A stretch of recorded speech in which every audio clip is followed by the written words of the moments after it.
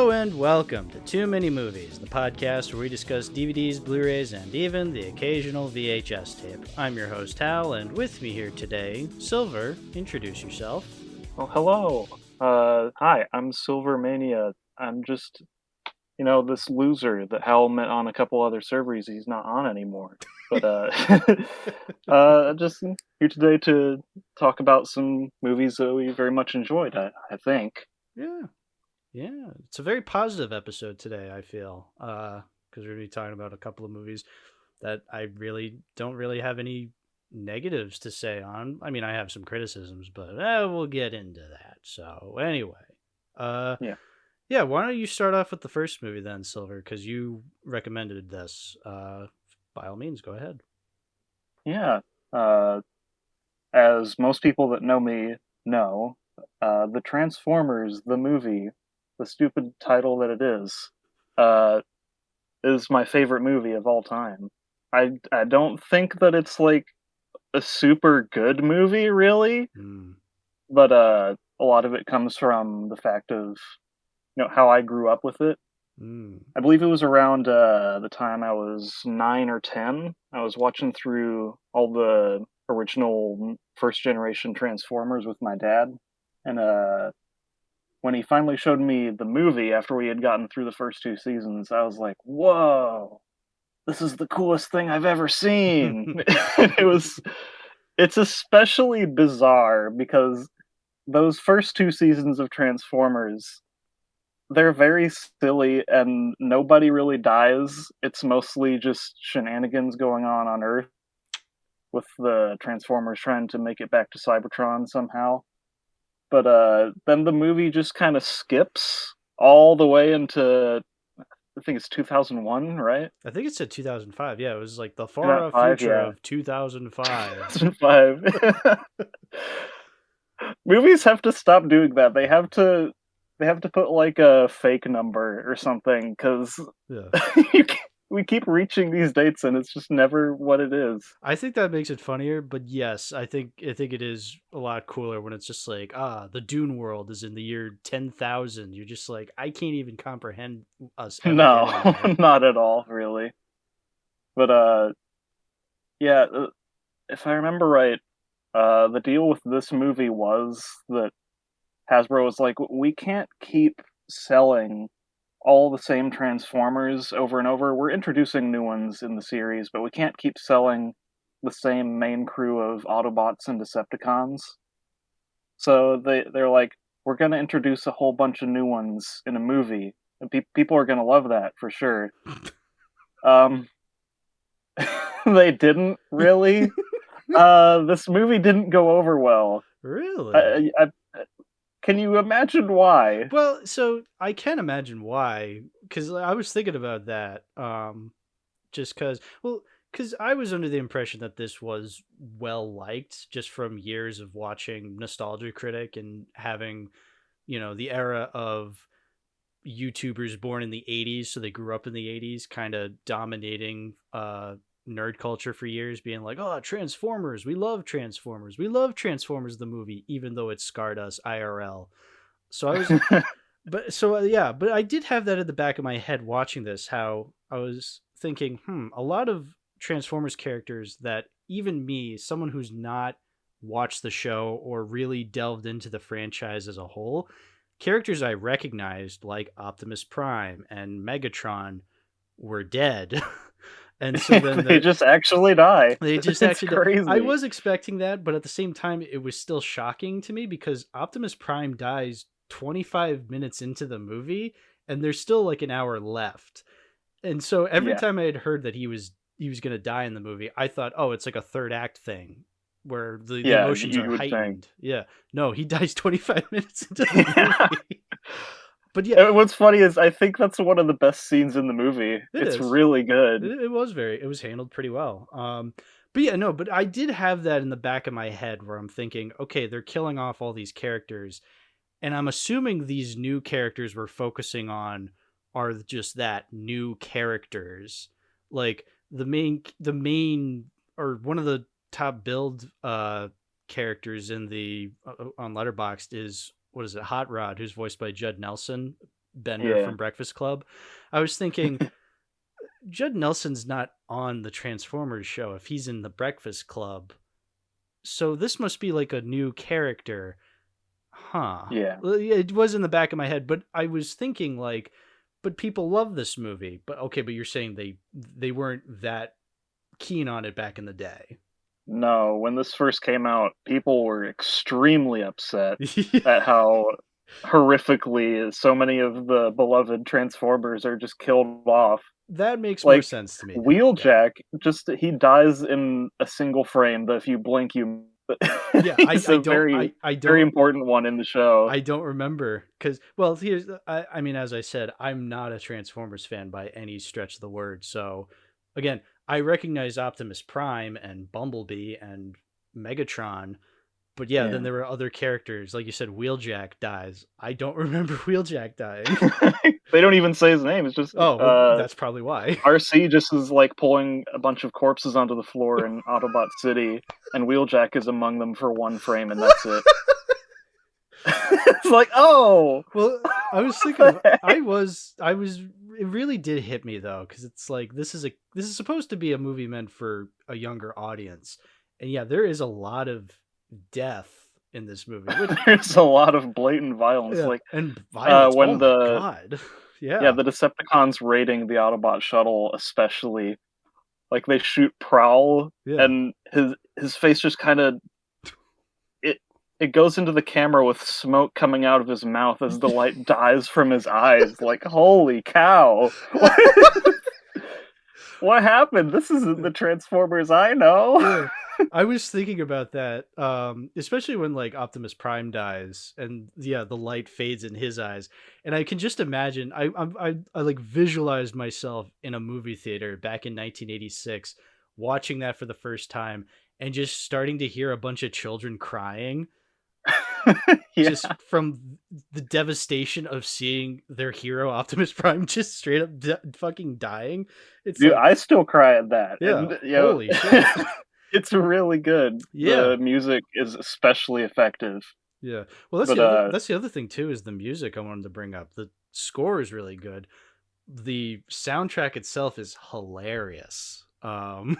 Just it's kinda wonderful. I yeah. love every bit of music in this movie. I just love every frame in this movie, Yeah. even the ones with animation errors, but Well, yeah.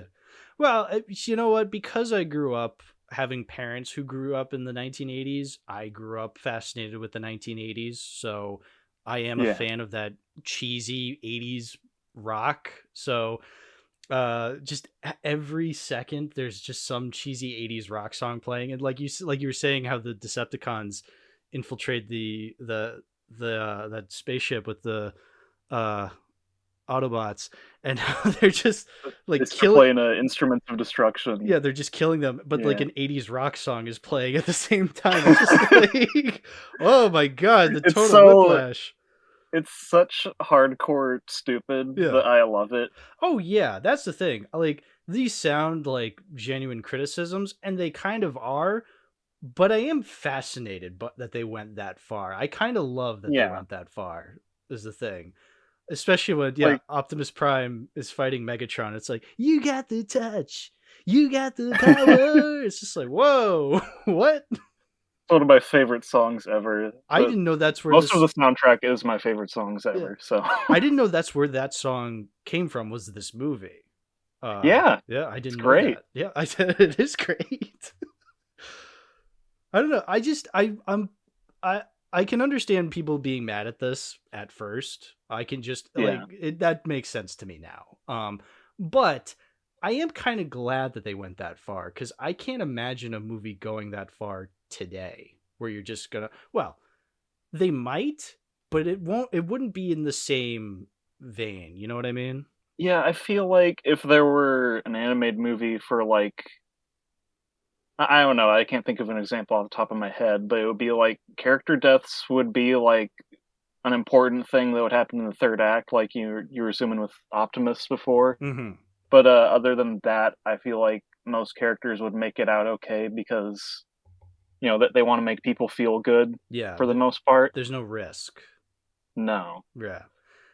I mean, there certainly is some, but like nowhere near as much. Right. I think it just catches you off guard because yeah, you wouldn't expect that to happen in a kids movie. No, because Um, like Transformers and GI Joe, it's like tons of gunfights happen. Nobody ever gets hit though. right. Yeah. That's just how it is. Yeah, that's just how it is. So I guess that's yeah, it just kind of catches you off guard, which I do respect in some way. Again, I think Yeah, my this movie has balls. It's crazy. yeah, I think my biggest problem with it is more so on my end. So you were saying Yeah, you watched this having already seen the 2 seasons of Transformers from the 80s, whereas yeah, I have seen 0 episodes of Transformers the show. So yeah, I kind of expected myself to be a little confused with this one and GI Joe, which we'll get into later with GI Joe, but yeah. so I definitely was expecting to be confused, which is why I was like, okay, let me judge this for what it is. And so even though I was confused, I didn't really get who everybody was. I still think I got a general understanding of what was happening. Um, Yeah, see, the thing is, I don't think you even missed that much right. because most of the characters that are in this movie are not in the first 2 seasons of the show. Okay. Okay. And Like, the whole main cast of Hot Rod, Cup, RC, like, their gang is not in the show up until okay. the seasons that were after this. Okay, okay, I see, I see. Which, yeah, and I feel like even with the characters that we have, they're not terrible. Like I No, understood who was who. like, they're alright caricatures, which Yeah. is, typical of Transformers at that time, but, the thing was, with that kinda cartoon, there weren't many characters that had, like, compelling characters or really Hmm. anything special, Yeah. which is why I think Hot Rod, he especially stands out as a significant character for Generation 1 of Transformers because, in the season of the show after this movie, he's Rodimus Prime now, as hilarious as that name is, but, he actually struggles with the fact that he's been thrust into this leadership role, and he struggles with the guilt of feeling like he caused Optimus's death. Like, that's cool. Yeah. That's the only really interesting character they have in the show. In Yeah. that sense, that is. Yeah, no, I can see that. Um just cuz yeah, I do remember Cup because he's like the old man stereotype. You have RC who is pretty much the only Girl. yeah, yeah, the girl. There was another It's guy, I think it's it was kind of funny because like, before this, there were just, like, all these, general male or really just robot mhm. transformers. There's not like genders or age for the Right. most part. Yeah. So it's like when Cup is introduced as this old veteran dude, it's like, wait, really? That is weird, yeah. Was he on Cybertron this whole time? I think that's like the explanation they give is that all these other characters were on Cybertron, but it is funny that you have just this one singular old guy who acts like a war veteran, and that's it. Yeah. Then And RC being the singular female-esque one. yeah, the curvy one with Yeah. the robot breast. It's like, They uh, continued to do this with all the female Transformers afterward. hey, I'm not complaining. No, no, no. I'm not into it. I know some people who are, but Yeah, yeah, yeah. yeah. But yeah, no, and I think there was like some green robot, green transformer. What was his Yeah, name? Springer. Springer. He's kinda like a Han Solo sorta stereotype, Oh, really. oh, is that what he Like, was he's supposed to same. be? I think so, Okay. 'cause they design RC to be sorta like Princess Leia with the hair, Yeah, yeah. and he's kinda helping her out in multiple instances. Okay. He's got these wacky one-liners like, "I got better things to I got better things to do tonight than die." I love the dialogue in this movie. No, There's so that's many good. times where it's so cheesy, but it's actually, like, pretty okay in Yeah. terms of what the characters are doing. There's this one bit, uh, I do think it's hilarious when Hot Rod and Cup are on the weird Quintesson Judge planet, That and, whole segment, yeah. that whole segment, he says, "We need to get a new travel agent." Like, what? Dude, you just saw a man get executed. Well, that just happened. It's so bad. But I agree, though, because I think the 80s was such a cheesy and charming time that, I kind of can't get mad at it, No, Yeah. it's really funny. It is really funny. I agree. Like, it's so Like goofy. like there's moments that are good, like, Astro Train needs to jettison some weight. I'm like, you're in space. What? Yeah. There's a transformer who transforms into a train, but he's also a spaceship. so what's the point of making him a train? There you go. Just don't think about it. Yeah, don't think about it. It's cool. No, I agree. Space Train, objectively cool. It's not a great movie. I hesitate to even call it a good one in terms of how it's written, but I love everything that it does. Yeah, no, I can definitely see this being a very nostalgic movie for a lot of people, because it definitely encapsulates a lot of that, or like mid '80s schlock that's just so much fun to revisit from time to time. For sure.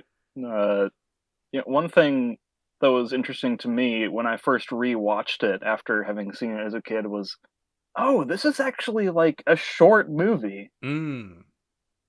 But so much happens. Like, Oh so when I yeah, saw it as a kid, it felt so much longer. Like we were going on this incredibly complicated space adventure, even though it's really not. yeah. No, it's an hour and 25 minutes. Which is why I say when Optimus Prime dies 25 minutes in, there's just an hour left of the movie still. Yeah. Yeah, no, it felt like I was getting a sugar high because so much was happening. I was just like, whoa, but I was kind of digging it that it was that so Yeah. much was happening. Sometimes there even is like occasional clever bits of writing, like most of the Optimus Prime death scene is pretty well written and executed. I like that. But I remember rewatching it sometime last year or the year before, and I noticed when Galvatron is chasing after Ultra Magnus's ship, he sends one of his dudes after them because it's a smaller ship and can go faster and catch up. Yeah. I'm like, holy, this movie's actually smarter than The Last Jedi. Holy shit. Why did they ever do that? Yeah. Yeah. Wait.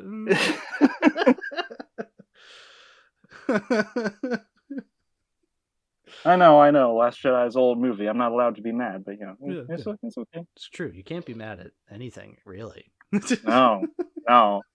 That thing that came out 2 years ago, you can't be mad at. Yeah, 2 years ago. That's in the past, man. Oh, let's see. There's so much to still go over. Like, look at the celebrity cast in this is absurd. Dude, there's so many voice actors in this movie where I'm like, you're in this? Like, obviously, you like people like Peter Cullen and Frank Welker. I was expecting to see because, well, yeah, they're usuals. But yeah, there were some people that showed up. Obviously, there's some big ones we'll get to, but I want to also mention. Judd Nelson caught me off guard because I'm like Bender from The Breakfast Club. Yeah. Fucking Dick Halloran from The Shining, Scatman Carruthers is in this movie. Yeah. I'm like, that's random. I'm pretty sure Scatman Crothers is in the show. Is he? Jazz is in the show. Okay. I kind of figured Jazz was in the show because Jazz sounds like a Transformer I recognize. I didn't know that was Scatman Crothers himself. Wow. Casey Kasem's in there? He wasn't voiced by Scatman Crothers in the new movies. That's how you know they're worse. Yeah, there you go. Yeah. But yeah, Casey Kasem is in this, which that kind of makes sense because 1980s Saturday morning cartoon, Casey Kasem. Yeah. Okay, that makes sense. He has that kind of voice, that kind of like Saturday morning cartoon voice. Yeah. Then you got, enormous standouts that people instantly recognize, like Leonard Nimoy and of course Orson Welles. Leonard Nimoy is cool because 1980s Star Trek, sci-fi. Okay, he's there. Orson Welles. Here's the thing. I knew Orson Welles was in this because that was, this is one of his last roles. I think it is officially his. It is officially his last role. He died a few days after recording it. Oh my, a few days. Holy Yeah, shit. he didn't even care, by the way. Like, he just thought it was stupid. Well, I mean, but yeah, no, so I knew going in that it was Orson Welles. And for me personally, I was expecting it to be like, I don't know, I was kind of expecting an Orson Welles performance in the vein of him in those champagne commercials where he just doesn't care. He's just like, oh, it's me, Orson Welles, the giant Transformers planet. And I'm just like, yeah, I know it's you. I was actually kind of shocked at how good his performance was. If you Relatively like, speaking. they say that he phoned it in, but at the same time, it seems pretty threatening, man. I don't know. I don't know if that's on the sound editors or on him. Maybe it's a mixture of both because, yeah, I was not expecting his voice. I guess because, no duh, they're going to like pitch shift his voice down and make it sound more electronic because, well, he is a gigantic robot planet. So, of course. But yeah, no, I would never have predicted it was him had I not known it was him. Because holy shit, yeah, the voice actor was like Galvatron, and I'm just like, whoa, holy shit! It was really cool. I gotta say, I was like, wow. But yeah, I guess on paper, when you say Orson Welles is in a Transformers movie, you're expecting something goofy. You're not expecting anything really. So I was pleasantly surprised with what I got. Yeah. Proceed on your way to oblivion. Yeah, you're just like, holy shit. I do find one of the lines that he has sounds a little bit weird. Like, what is it? I have summoned you here for a purpose. Like, he starts to sound like he's gonna ask a question, but then doesn't. I mean, he was a couple of days away from death, so... Yeah, he didn't care. That was the thing. He was quite literally on the way out. But, yeah, I love so many lines in this movie, despite how silly they are. Yeah, but I love like, I love that they're silly. I want them to be silly. It's about, like, Transformers is inherently a silly idea, so I'm fine with it being silly. I'm impressed when it's not silly. Yeah, which is weird because there is a handful of moments throughout here that are not silly. Yeah, they're taken pretty seriously. Like, another controversial choice was there are 2 swear words in this movie. That caught me off guard. I'm just saying a lot of this caught me off guard because here's the thing. In my review, I talk about on Letterboxd, I'm just like, even with all the things I was expecting, I was still shocked when they actually happened. Like I said, Orson Welles showing up, the violence, the death. I was like, yeah, I'm expecting that. And even still when that happened, I was like, whoa. But yeah, they say shit. That was like, whoa. And then when Ultra Magnus is about to get blown up, he's like, open, damn it, open. Like, oh, okay. Yeah, there's some chest hair on this movie, which I'm all for. I'm just saying, considering the stereotypes of media we show our kids, I don't know, that's just not at the top of my list. So the fact that it happens, I'm glad it happens. I'm just saying, it still catches you off guard. Yeah, it reminds me of like, I think the Teenage Mutant Ninja Turtles movie a few years after this was kind of similar, where they keep having Raphael say, damn! Yeah, they have Raphael say bitchin' at one point. I remember... Oh, yeah, they do! Where he's just like, bitchin'! And I'm just like, whoa, whoa. Whoa! Where did that come from? This isn't the goofy 90s cartoon. What is this? I mean, it is New York, so I get it, but still. When Optimus Prime confronts Megatron, that whole fight is great. One shall stand, one shall fall. Yeah. Why throw away your life so recklessly? That's a question you should ask yourself, Megatron. Ooh. It's so good. Yeah.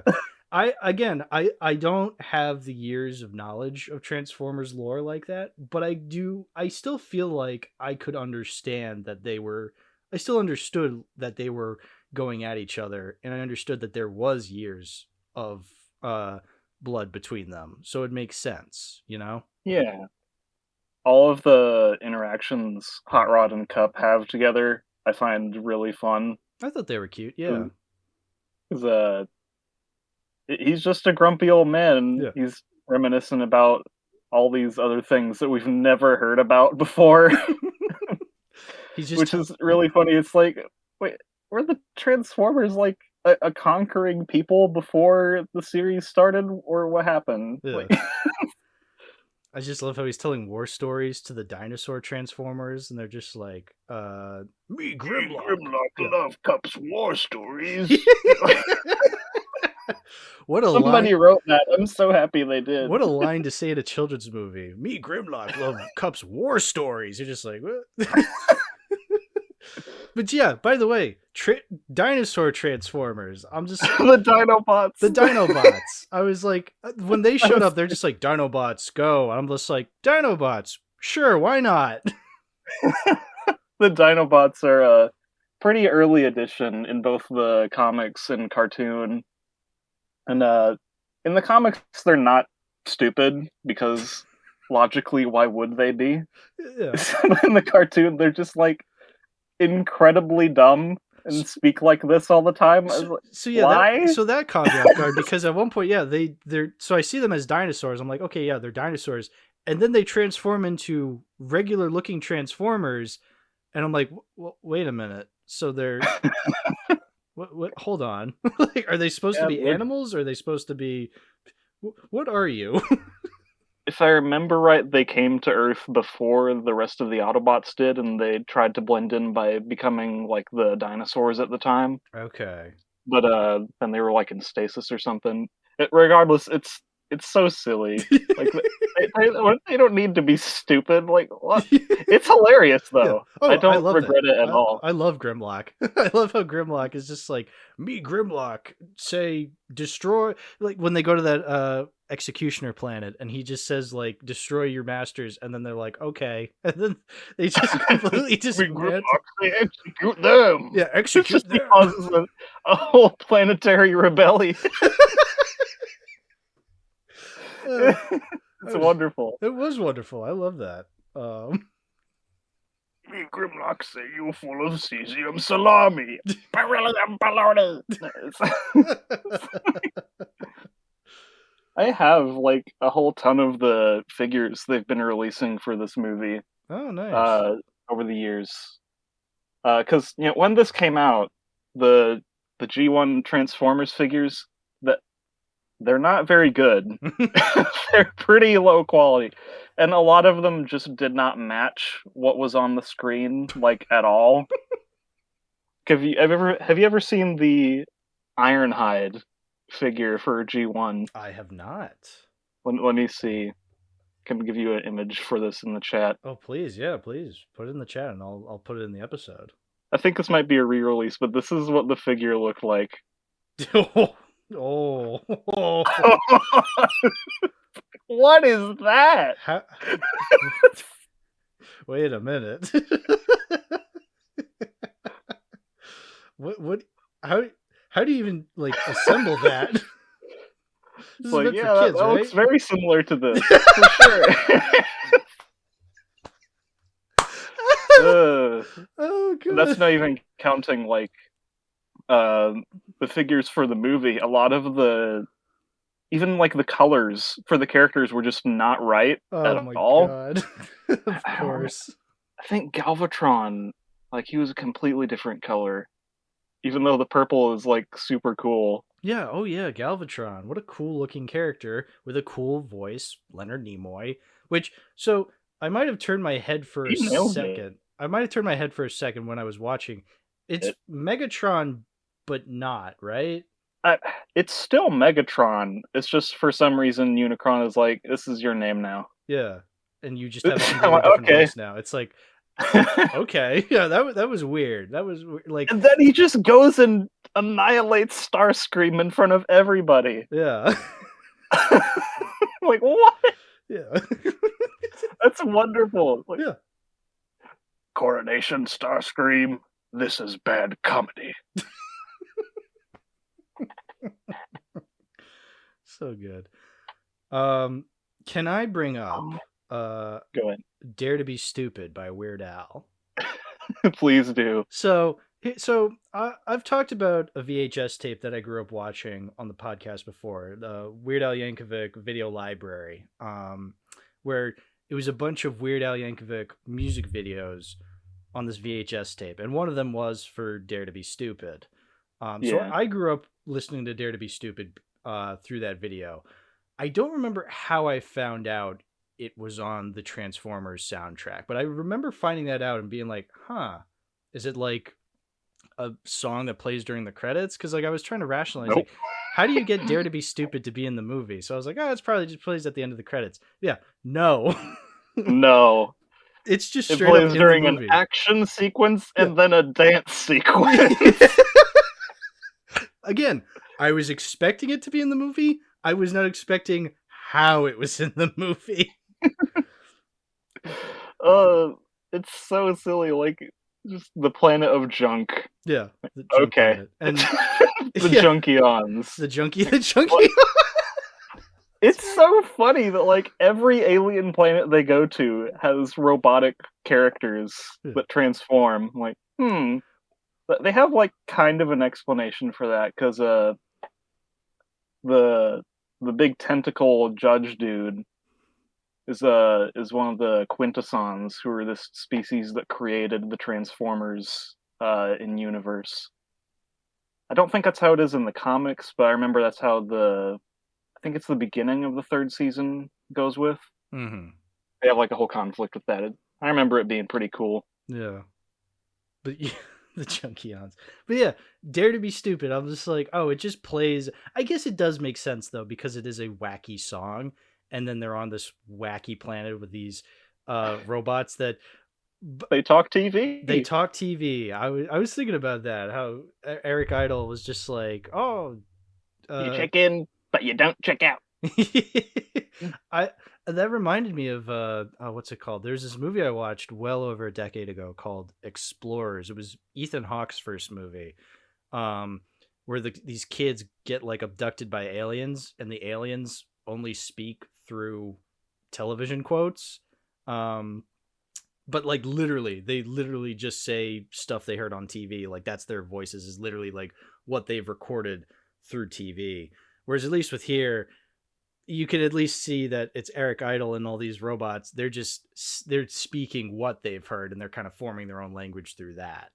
Which I thought that was it's really funny too. Yeah, like destroy Unicron, eliminate the Grand Poobah, eliminate even the toughest stains. Like, or your money back guarantee. guarantee. It's hilarious. Yeah. No, that's funny. I love that. Oh, we didn't even mention like the start of the movie is Unicron destroying an entire civilization, an entire planet. Yeah, I remember. That's just the opening of the movie. The opening of the movie is just robot genocide. It's like, oh, okay, sure. And then it goes into like the Transformers. It's horrific. Yeah. And then, boom, Transformers. More than Transformers. And you're just like, oh shit! Like, yeah, what? I was like rocking out, but I was still just like, did I just see a genocide at first? What just happened? It was especially weird for people at the time because then it starts listing the cast, and it's all these people that they've not seen in the Transformers show. Like, who's Hot Rod? What? Who's Galvatron? Why is Robert Stack here? It's hilarious. So funny. Yeah, no. Yeah. It's so goofy and so cheesy. Even when I was lost, I was still fascinated by what I was witnessing. Like it's a highly entertaining film. That's the thing.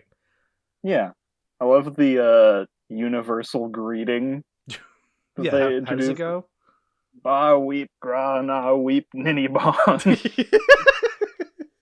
Yeah, that. What? Like writing what? How can you even do that? Yeah. How is there a universal greeting? Is this just a thing for all robot civilizations? Like, what's the deal? Yeah. They need to come across... Can you do that to humans? Can you do that to Martians? What's the deal? Can you do that to any organic life outside of Earth? Like, can you go and meet like a space tentacle monster, just go just drifting through space, and it's like, "Ba weep, grana weep, nitty bong, offer an energon goodie." Yeah, that'll work. Yeah, that'll work. That'll work. I feel like there's something that I'm missing. There's like so much I still want to say, but at the same time, feels like we've covered a whole lot already. Yeah.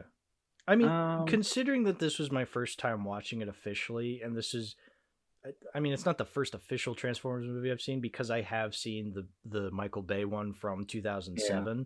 I've never actually delved into Bayformers as a whole, and I haven't seen Bumblebee. I haven't seen the recent Rise of the Beasts. I don't know if I plan on doing Transformers 1. Probably not. Maybe I'll watch it if it's funny enough, but I don't think I'll watch it. It looks like garbage. Yeah, that's the thing. I remember it was like the trailer premiered, and a lot of friends of mine who are huge Transformers fans were not happy. No, and I was like, "Why is the trailer that bad?" And then I remember we watched it, and I was like, "Oh yeah, this is just generic." Like I don't even remember. It's not even like a horrible trailer. It's just kind of like, yeah. Yeah, it hasn't whatever. It hasn't convinced you of anything yet. No. Yeah. And I don't understand why they went with those designs. They're so bland. Like, you look at all the character designs in this movie, it's like there's so much personality put into all these crazy looking designs. Yeah, there was some really cool looking character designs. I don't remember a lot of their names, and again, I'm not as well versed in Transformers lore that I understand who they are, but at the same time, they look cool. Like, they're grabbing my attention, and I feel like that's a huge thing. That's a huge compliment I can give the film. It's grabbing my attention. Yeah. I remember most of the names from this movie more than I do characters from the other shows and movies even. But that's just because of how much I've watched it at this point. Yeah. And I have like a whole ton of the figures. Yeah. My eventual goal is to get all the characters from the movie. That would be great. Just have like a whole big setup of them all. That's cool. Yeah. I even have this like fan made, third party unit figure. It's incredibly huge. Oh, dude. It's like I want to say 3 feet tall. Oh, shit. And it actually does transform into the planet devouring mechanism. Into Megamaid? Yeah. I was thinking that. I was just like, oh, it's Megamaid. But yeah, no, I kind of figured it would turn into a Transformers, like actual like Transformer robot. At some point. There was not a Unicron figure for when this movie came out. There was a prototype one. Okay. But it was so terrible that they didn't release it. I have to find the image because it's so funny. Oh, if there's a funny image, I need to see this, please. Here he is. Oh, that's wonderful. This is prototype Unicron. Here we go.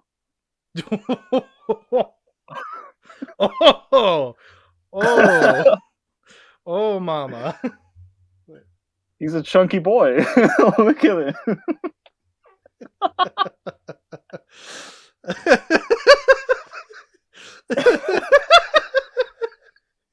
Big Weld looking ass. He does look like Big Weld. Oh no.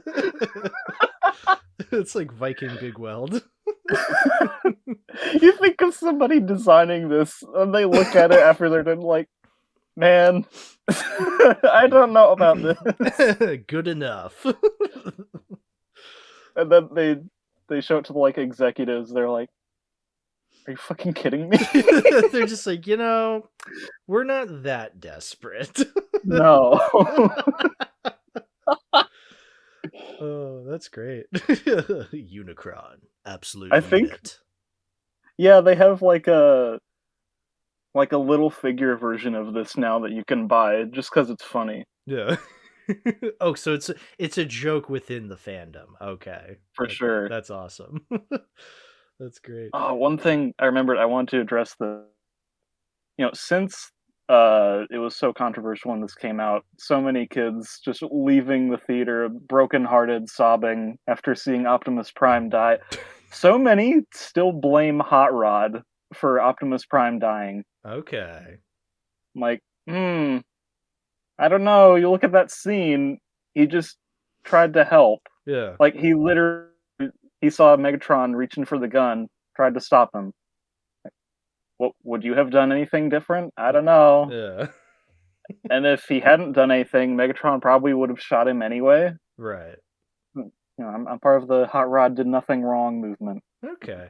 Even though he feels he did. Yeah, I think it's a matter of young minds kind of putting the blame on somebody. It might be too easy to blame Megatron, so they're just like, oh, it's Hot Rod. Because I guess maybe because Hot Rod wasn't that. I'd like to imagine he wasn't that good of a replacement to Prime, so maybe that's also why people were kind of angry at that. Yeah, but the thing is, like I said, they actually kind of address that in the cartoon as well. He Yeah. feels inadequate, Yeah. even though I would argue he accomplishes a whole lot more in that one season that he's leader than Optimus Prime ever did in 2 seasons. So yeah, I think it is just one of those. You got to shift the blame to somebody. Like this is kind of a weird example, but I remember like growing up watching Blue's Clues, and there was the episode when Steve left, and then all of a sudden we have Joe, and I remember finding out later on that people hated Joe. And I remember being a kid being like, I never hated Joe. I always preferred Steve, but I was never like, oh, Joe, you killed Steve or something like that. It's just like, okay, Steve went to college. He didn't actually. He quit the show because he was going bald, I think. But then you have Joe. It's like, I didn't hate Joe. I'm like, okay, he's here now. Okay, whatever. But yeah, some people just, they love those original characters. So then when you try to replace them with somebody new, you have to make damn well sure not only are you respecting those original characters, but you're giving us somebody who we can still like relate to or admire in some way. They have to be really good. And well, I mean, no matter what, sometimes even as nice of a transition as you can make it, sometimes it's just a matter of, well, Optimus Prime is just far more iconic of a character. So I feel like no matter who would have replaced him, it would have been the same thing. I feel like. Yeah, I would agree. It got so controversial to the point that after the 3rd season was over, they were like, "We need to bring Optimus Prime back." So the end of the show is the return of Optimus Prime, and it's kind of terrible and stupid. I hate it. Oh, that's great. Well, I was thinking about that. So they brought back Ultra Magnus, the Robert Stack character, he dies, but then they just bring him back. It's like, oh, yeah, you couldn't do that with Prime? Wait a minute. To be completely fair, it's like they show how they die to be pretty different. Okay. Like Optimus Prime is like to make a example of like how humans like they would be bleeding out or from a fatal wound. Ultra Magnus just gets blown up really, and then he doesn't like turn black or white really. It's like I think the idea is that his spark wasn't extinguished. That was like a thing that was in the show. Okay, yeah, that's a good point because it's still stupid. Like it's still stupid. It's definitely worth criticizing because they didn't need to do that. but there is like some in-universe logic to be had. Sure.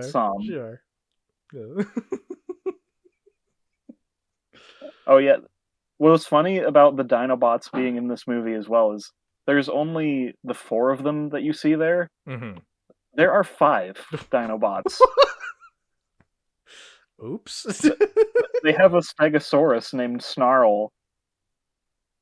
He is in this movie. Oh, he is. For a couple of frames in the Autobot City attack. You blink and you miss it. I don't know what happened with that, but they were just like, we don't really need him, I guess. Maybe Snarl and the director had creative differences. Oh, yeah. But they weren't getting along. Yeah, they weren't getting along on set. This is also what happened to Starscream. He was misbehaving. They had to blow him up. They didn't fire him. They literally just blew him up, and they just used it in the movie. Couldn't you just have fired him, sir? No, we had to blow him up. We had to kill him. We couldn't get him to infect the later parts of the show, even though he actually did. Oh.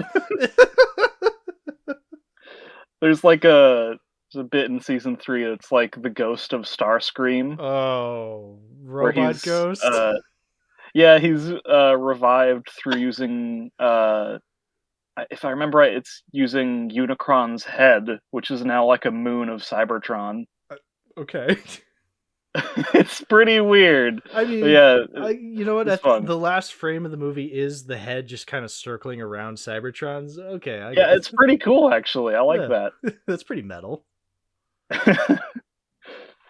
And Starscream himself is like one of the most entertaining characters ever. So, wait, I still function. Wanna bet? I love when Megatron's like dying on the ground. He's just comes over and kicks him. Yeah. He's such a bitch. Yeah. And robot ghost. He also is the voice of Cobra Commander in G.I. Joe. It's almost the exact same voice, just without the robot noises. Right. You know what? I didn't pick up on that, but now that I'm like remembering in my mind, yeah, that makes sense. They do sound. It's funny because they're also kind of similar characters in these movies. Oh, like, yeah. Kind of similar. Kind of. But not exactly. No, not exactly. I do find it funny, like, the interior of Unicron is kind of insane. There's, like, it looks gorgeous. Yeah. I love how this movie looks in general. Like, there's not many movies out there that look like this. Yeah, no, I really love, like, the 1980s aesthetic of, like, especially sci-fi, when done right, obviously. But yeah, I kind of like how this movie looks. I think it looks really cool. And yeah, like you said, the inside of Unicron, I was like, whoa, wait a minute, this looks legitimately like amazing. Yeah, it's a whole bunch of nonsense that you don't really understand outside of, oh, he's gaining sustenance, I guess. Yeah, but other than that, it looks awesome. Yeah, it looks awesome. That's important. That's important enough. It looks awesome. And, when Hot Rod gets hold of the Matrix and becomes Rodimus Prime, it's so kind of out of nowhere that they have like a little setup to it in Optimus Prime's death scene. He's the one to catch the Matrix. Yeah. But what stood out to me as a kid was when he opens it, they play the lightsaber sound effect. So and I was like, whoa, what? They played a lot of sound effects. I mean, I love the 80s like robotic electro sounds that they have in this movie, and even in the next movie we'll get to. But like, there were some sounds where I'm just like, that was a Star Wars.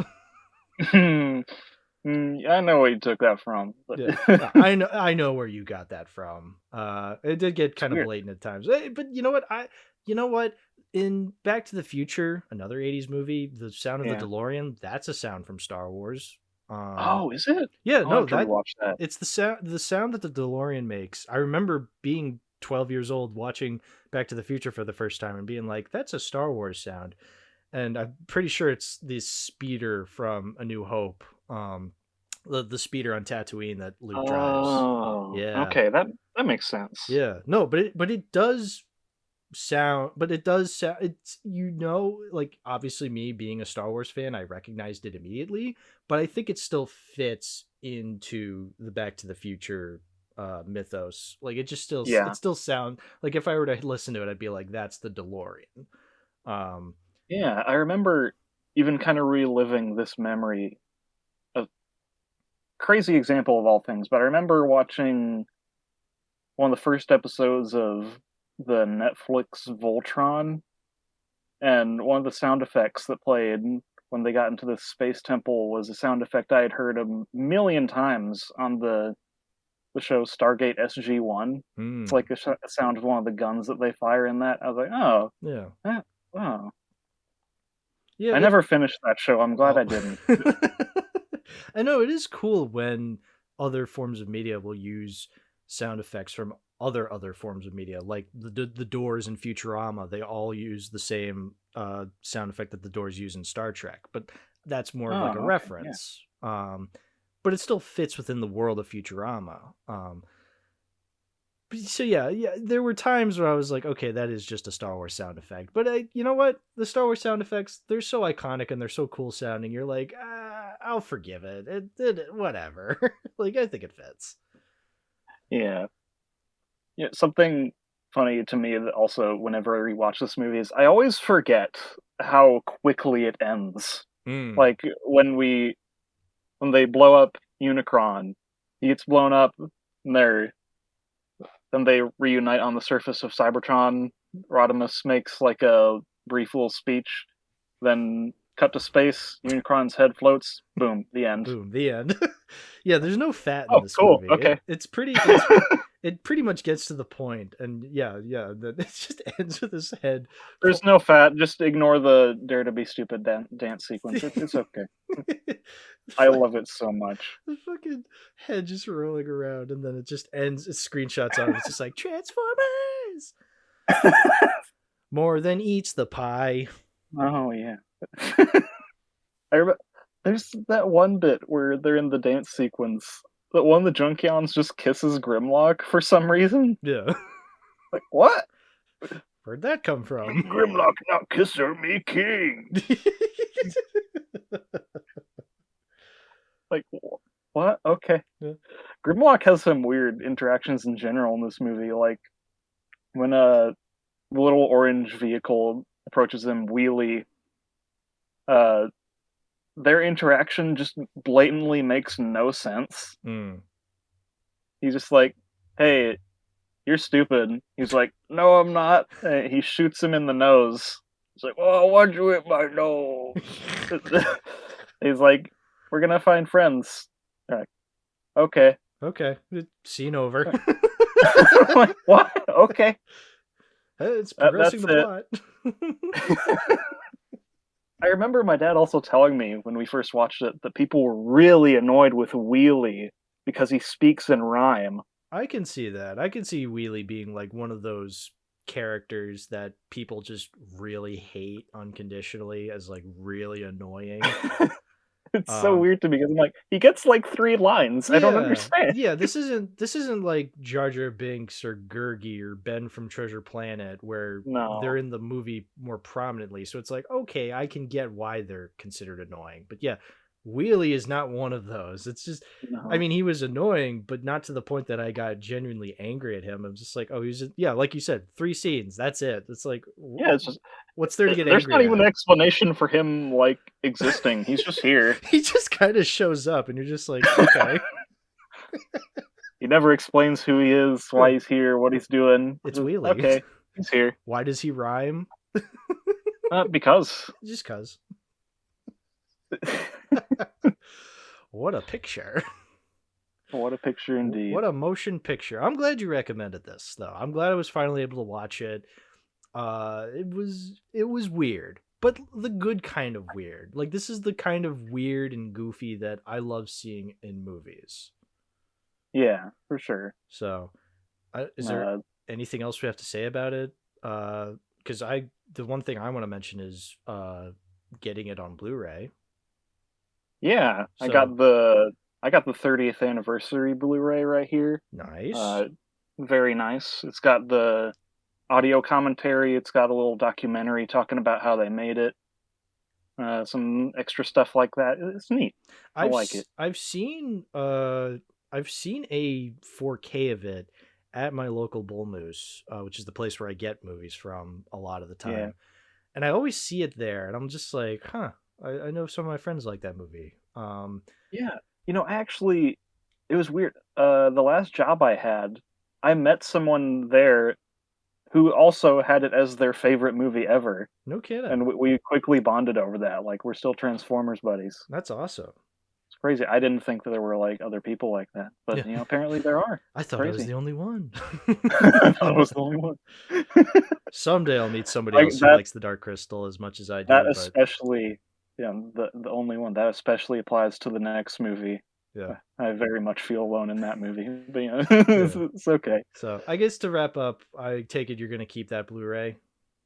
Absolutely, Yeah. I'm keeping it for life, man. I think the next time I go to Bull Moose, I'm gonna see if they still have that 4K or Blu-ray. Like I'm definitely gonna add this to the collection. You've convinced me of this movie being based. So Dude, oh yeah, like, imagine getting some friends over, just putting this on. yeah. Like, imagine getting drunk watching this, it would be hilarious.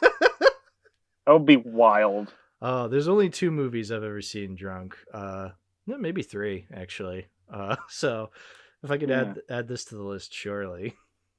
I've only ever started watching a movie drunk, and that was Bullet Train, Oh. and that was, completely unintentional, so it And was crazy, like, I had ordered, like, a virgin drink oh, before we got into the theater, yeah.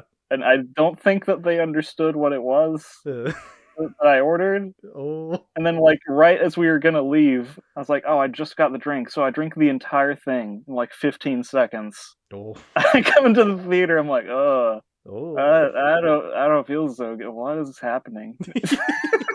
I've definitely So I seen. missed part of that movie because I had to go pee, like, twice. Oh, that sucks. Because Bullet Train's so fun. It's a wild one. Yeah. That's one I'd love to talk about, some other time. Some other time. Yeah, I think I've definitely seen Ratatouille while a little drunk, and I cried because it's Ratatouille. Yeah. I saw Romeo plus Juliet, the Baz Luhrmann Romeo and Juliet movie. Uh, Oh, no. that was a wild mistake. Holy shit, does that movie suck? And being drunk did not make it any easier. Uh, Oof.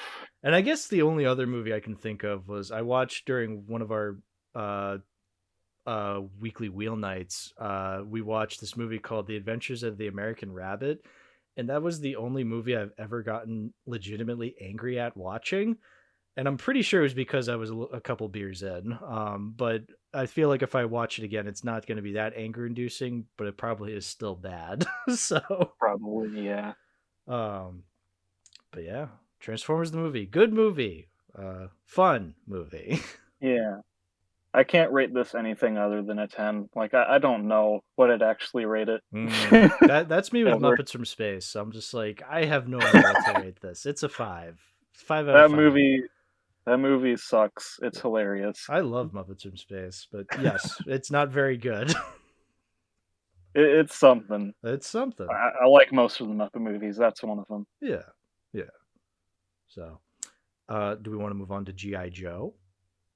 Sure. All right. So this was another animated movie based on a popular franchise from the 80s that you wanted to talk about. So Yeah. please take it Crazy away. coincidence, I know. Crazy coincidence. Uh, yeah, I'm pretty sure this was being made, around the same time as Transformers because they were like I think Hasbro wanted to do this with some of their big licenses. I think there's a My Little Pony movie from the '80s, I'm pretty but, sure there is, yeah. but, I'm not watching that. That Mm, sounds incredibly dumb. I yeah. don't care. I'm not a brony. I care very little for My No, Little Pony. no. I am one, but I don't wanna watch that. Well, there you go. No. But, what's funny is the fact that this was being made around the same time as Transformers actually affected it, Yeah. because when there was the controversy over Optimus Prime's death in the Transformers movie, uh, the people working on G.I. Joe were like, "Oh, well, So when Duke gets stabbed in that movie, uh, they have ADR saying he's going into a coma, and then ADR at the end of the movie saying Duke's gonna be okay. He's come out of his coma. Yeah, I was expecting that. This movie would objectively be better if that ADR was not there. None of the characters' reactions make any sense with that dialogue. Yeah, yeah, exactly, exactly. So this movie, I did remember watching the Nostalgia Critic video on it years and years and years ago. I didn't remember much, but I did remember Yeah. him going into detail about how Duke gets stabbed, and the original plan was he was supposed to die, and then the ADR is so obvious where it's just like, oh, he's gone into a coma. It's like, first of all, how do you know that? And then at the end, how they're just like, we just got word from base. Duke's going to be okay. It's like, yay. It's like, cool. Can we see him? Can we see No. Duke? No, okay. No. And then at the very end, to you. at the very end, when Falcon's just like, thanks, big brother, when he's looking to the sky, it's just like, why? Yeah, it's like, why are you hold thanking on. him? What do you mean, thank you? Wait. Like, why are you looking towards the sky? He's still alive. What are you saying? No, he's not. It's really It's weird because, like, I think the conflict involved in that is actually stronger than it is in Transformers. It's like they have a stronger connection, these two, than Optimus and Hot Rod do. Yeah, there is that brother connection. And I feel like you do get a sense that Lieutenant Falcon, because I never got the sense that Hot Rod was like this hot-headed young guy, like where he's just like, I know better than the old people. You know, I never really got a sense of really what he was in general. Whereas like here, at least I get that Lieutenant Falcon is supposed to be kind of a dickhead. He's supposed to be a bit of a douchebag. Real slacker. Yeah, real slacker type, exactly. It's weird because, like, I think just because that conflict is as, you know, decent as it is, I think this is the best G.I. Joe movie. Okay. Because all the other ones are really bad. Yeah, so G.I. Joe is similar to Transformers, where I'm aware of it, but I've never actually delved into it. But unlike G.I. Joe, like, I feel like I did know a little bit about Transformers. Like, I know who Optimus Prime is. I know who Bumblebee is. I, as a kid, went to Burger King, and I remember I had this Transformers toy from Burger King. It was of this, I don't know, maybe you can help me out here. It was this green jet character. From like it was from Transformers, some Transformers show from the early 2000s. I'm pretty sure it was like a green jet character. I don't think I know that one. Oh, maybe it's a Burger King exclusive, which would be hilarious. That would be hilarious if it is. And I sincerely hope so. I was just gaslit into believing that this was a real character.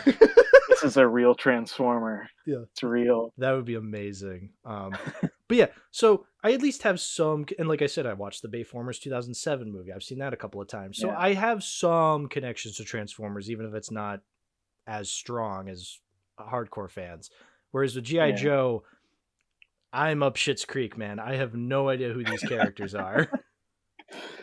Yeah, see, I was saying it before, I am so alone as a G.I. Joe fan in my generation. Yeah, this is very much a 1980s thing. I feel like, because there are G.I. Joe movies from the 2000s and early 2010s, and there's even that Snake Eyes origin movie. I was like, whoa. Yeah. Like, I remember seeing a trailer for that and being like, they're all bad. They're still making these? Like I know, I'm aware of those. I've never seen them. But yeah, they're bad. They're very bad, and most of them have barely anything to do with G.I. Joe. Yeah, even because, like, doesn't one of them star The Rock? The first one is so very against being a G.I. Joe movie. Oh God. It does that thing like the first X-Men movie where they're dressed all in black all the time. So the only character that looks like their initial version is Snake Eyes. It's very dumb. Cool. I remember thinking it was like funny dumb though. Okay. Yeah. I'm sure I'll watch them someday. It's just maybe but, maybe not. They're not must-sees for sure. Right. But see, I grew up watching a ton of the G.I. Joe cartoon, which is extremely silly. Yes. Like, at times, it's more silly than the Transformers cartoon. That's how ridiculous it gets. But I was watching this, and I'm just like, okay, so lay it down for me. What is G.I. Joe? Oh, you didn't get it in the introduction, which is like, the Oh, yeah, most wonderful thing oh, ever that's right. made. There's a narrator who's just like GI Joe is tasked with fighting like blah blah blah. So yeah, but it's, it's like a division of military people just fighting Yeah. evil people. It's supposed to be a covert military operation Yeah. that's specifically tasked to take down terrorists. Right. Okay. Yeah. Yeah. Yeah. I've also read the initial line of GI Joe comics, which went for like 150 something issues, I think. Wow. And the comics are actually pretty good. Like they're pretty solidly written throughout, with all these interesting characters going through all these different conflicts. But the cartoon is very much of its time. It's very absurd Yeah. with all these goofy sounding characters quoting one liners and things. Yeah. Uh, of course, Cobra Commander being the ever incompetent buffoon of a leader. Yeah. Love him to death. He's Every so line funny. he has. One I always remember from this movie is like he's trying to fight for his honor as commander, and everyone keeps saying, "No, he's an incompetent idiot." It's like unsubstantiated fantasy, lies. Exactly. Oh, that was so good. I was just like, It's wonderful, but yeah, to get you like more in line of what's going on with Cobra in general. Cobra Commander was the one that started the operation, that terrorist organization that wants to rule the world. That's all you really need. yeah. But in this movie, we already are at the point where Serpentor is in charge. Serpentor is this genetically created being from the genes of like Attila the Hun, Genghis Khan, and the other conquerors throughout history. That I remember that there was a line like that where like there was like the bald doctor on the evil side was just like, Yeah, Dr. Mindbender. we Yeah, created we you created him. from all the DNA of history's greatest monsters. I'm just like, what? Yeah, Wait, and that sounds then awesome. Because to yeah, me, I have Serpentium was see, just I like had this weird guy with a snake on his head. I have these DVDs that I got from some GI Joe sets as a kid, and like got some of the main big arcs of the show. One of them was, of course, the introduction of Serpentor. It's funny because then it's like globulous. It's like no, he's like no. I implanted a worm in your brain that told you to do that. Oh, okay. It was me, Barry. It literally is that. Yeah. It's so dumb. It's so dumb. Yeah. Globulus. What that is like that's like a Zach Hadel made up character name, Globulus. It really is. But it's great. He's voiced by Burgess Meredith, the Penguin from the Batman 60s series. He has a really cool and intimidating voice, I gotta say. Yeah, I love the way he even says his own name when he introduces himself. I am Globulus. I am Globulus. It's so Cobra Law is it's something. This was something that was not in the comics ever. Because it's incredibly stupid. Yeah. And or like when the thing was, when this movie was being written, but the one guy who was writing it, Cobra Law was a placeholder name. Oh. So then he was talking to one of the executives, and they're like, "Cobra Law, I like that. Keep that." What? It's supposed to be like Shangri-La. Yeah, Shangri-La. But it's so stupid. When you said like, Cobra Law, I was remembering the part of the movie when Serpentium was Serpentia. What was it? Serpentor, yeah. Serpentor was just like Cobra la la la la la la la la. It's so mind-bogglingly stupid. Like, why would you do that? Yeah. It's like we already have it as a terrorist organization that wants to rule the world. Turns out Cobra Commander is actually from an entirely different species of human. Yeah. From before the initial humans that you know, Yeah. and they want to take over the world, and so that they can turn everybody into mutants Yeah. and they can rule. It's this. Isn't this the same What? twist from Moonfall, where it's just like aliens who are actually our ancestors from millions of years ago developed a technology to destroy the moon? What? And the moon's not actually a moon. Wait a minute. that What's funny is I've seen Moonfall and I barely remember what you're talking about. I think my brain just ejected it. Yeah, no, I remember my brain being fried while in the theater watching Moonfall, being like, "Oh, okay." Uh, But yeah, no, it's so incredibly goofy. This underground Cobra Law, and yeah, that's where the Nobody has ever found before, yeah, even though it's open to humanity. yeah, And it was just it's especially funny because, like, oh, this was just, like, nearby where the Joes were testing the broadcast energy transmitter. and nobody thought to look over No. there. And Cobra Commander's like, "Nah, it's okay, I know where we can go." Like, "What? What? This is just here? Okay." Sir, maybe we should turn our head toward the left. No. And then the competence of Cobra Law is just completely inconsistent. Yeah. When they first show up, the normal soldier dudes are just beating the crap out of the Joes. Like, it's so easy for them. Yeah. But then at the end of the movie, everybody's beating them up like it's no problem. Well, that's when the third act happens, and Yeah, that's when yeah. they're allowed to be tough. Yeah.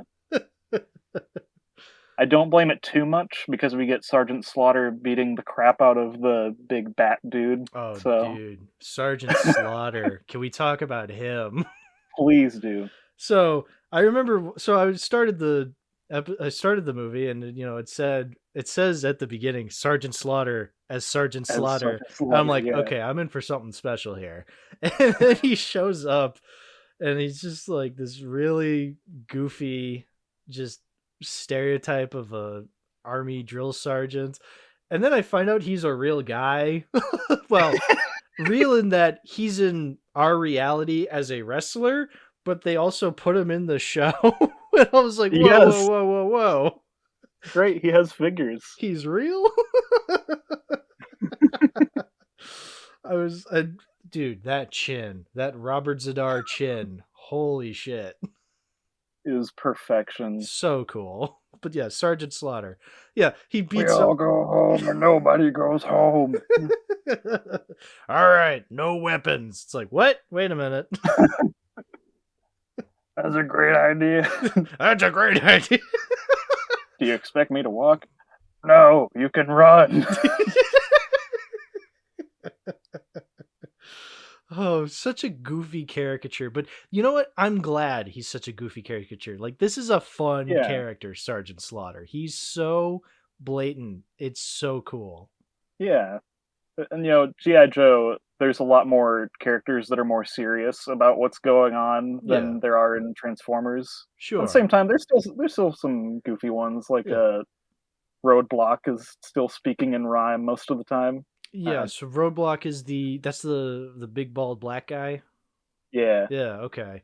And then there's there's Duke, who is is he the main guy? He's not the leader. No, that's General Hawk's Hawk. the leader, but he's not in the movie for that long. Right. But Duke is sort of like the other main guy. Yeah, he's like I think he's supposed to be commander. Right. I don't remember exactly their titles because they don't often say them in the show. No. It's like General Hawk, and that's it. Yeah. Okay, and then there's Lieutenant Falcon is obviously a newcomer. Not only just because he's voiced by Don Johnson, but also because it's similar to Hot Rod, where like, okay, you're not in. Is it similar to Hot Rod, where he became a prominent character later on? Yeah, I think so. Okay, but the thing is, I have actually not seen the second series of G.I. Joe, which takes place after the movie. Okay, I have been told by my dad that it is very stupid. That is very stupid, even compared to like the initial run. Like, now I definitely want to watch it. Yeah, that sounds awesome. But I'm pretty sure that this was kind of a similar situation where they wanted to introduce a whole bunch of characters for more toys, but at the same time, this was a bit different because Mhm. there were the comics introducing these new characters as well, Right, okay. but not in the same way, obviously. Right, Um, right. Comics never introduced Cobra Law, and that's why there actually aren't many figures of those characters. It's so weird, especially like the the four characters, I guess you could call them, of Cobra Law is like Golobulus is just this big snake person when he takes off this floating blob thing Yeah, around his he's tail. floating around this, like, spherical, like, floating thing. It reminded me of, like, Eggman, but Yeah, more organic and not robotic. yeah, that's the whole thing of Cobra Law is they have all this technology that's just organic, Which is and it's just like cool. monsters. Yeah, it's It's weird and cool. cool. It's just off-putting. You're just like, It's "Wait a very minute." bizarre. It is I very watched bizarre. I watched this one as a kid, more than I did Transformers because, Oh, we had a VHS of this at, my grandma's house, and, I still own that VHS. no So, kidding. we do have the occasional VHS today. Hey, look at that. Wonderful. Wonderful. But, even as a kid, I was like, "Huh, this is really strange." Yeah. But I kept coming back to it because it was so strange. Yeah, Like, there's Cobra something. Commander gets turned into a snake thing. Like, what? Yeah, he's just transforming into a snake because he gets yeah, the spores that they were Spores that gonna turn people into mutant monster yeah, things. yeah, literally the plan from the lizard's plan from Amazing Spider-Man. They're gonna Oh, turn yeah, them it all is! Oh, they're gonna shit. turn them all into snakes. It's so weird that they do that to Cobra Commander because they say he's committed the one crime Cobra Law does not forgive: failure. What about everyone else that has failed you in this movie? What do you Yeah, mean? yeah. There's a lot of Like, the failure in this entire rest movie. of Cobra, for one thing. And Yeah, Serpentor even says that he failed them, but he won't fail them again. but What about all your soldiers? Like, if they fail, are you gonna kill them or turn them into snake? What's the problem? yeah, didn't Golobulus send Nemesis Enforcer like tell him to do a bunch of things that he didn't do right throughout the movie? That's why the movie kept Yeah. going. That's a failure. Like, how are we judging failure on the scale of Cobra Law here? It's like, you, Like, I don't know, man. I think he might be a little biased towards it might just be Cobra Commander's voice. Who yeah, knows? I can't Like, stand his voice. Get him the fuck out of here. Which would it's so be, messed up too, as he's getting transformed into a snake, he's just ranting about how he was a yeah, man. I Like, am a man. I was I once a was man. once a man! Yeah, and he's Like, just it is kind of horrific, but I feel like the movie never shows it that horrific. I feel like on paper it's way more horrific than it actually is seen. yeah, there are It's some just frames where it weird. looks creepier, but a Yeah. lot of them are blink and you miss it. Yeah, yeah. So I think because there's just much like the Transformers movie, there's so much going on that like there's so much going on. I will say the pacing is not as strong in this one. It does yeah. feel like it's much longer than it is. I think yeah, no, with me I was definitely not as engaged as I was with Transformers. I feel like Transformers was quick. There was a lot to it, but I feel like it was a lot quicker. It knew how to pace itself out so that you weren't really bored ever. Whereas No. here it got a little much. It got a little too slow at times, and I'm just like, all right, can we move Yeah. along here? I Um, think another reason for that is this movie does not have the insane soundtrack that Transformers does. that's a good point. I love the GI Joe The theme. The GI Joe. It's like, oh, this yeah, is awesome. But then, yeah, but most of the music in this movie is the same kind of music they would be using in the show for, yes, it but, even it I will even kind say of that started off kind of what I would assume the show would start off like. dude, I love the opening of this movie. It's Yeah. like the most American patriotic hilarity ever. Well, not even just the Statue of Liberty fight fucking goes hard as shit. I was just like, hell yeah, America, patriotic. Like that shit was Yeah. awesome.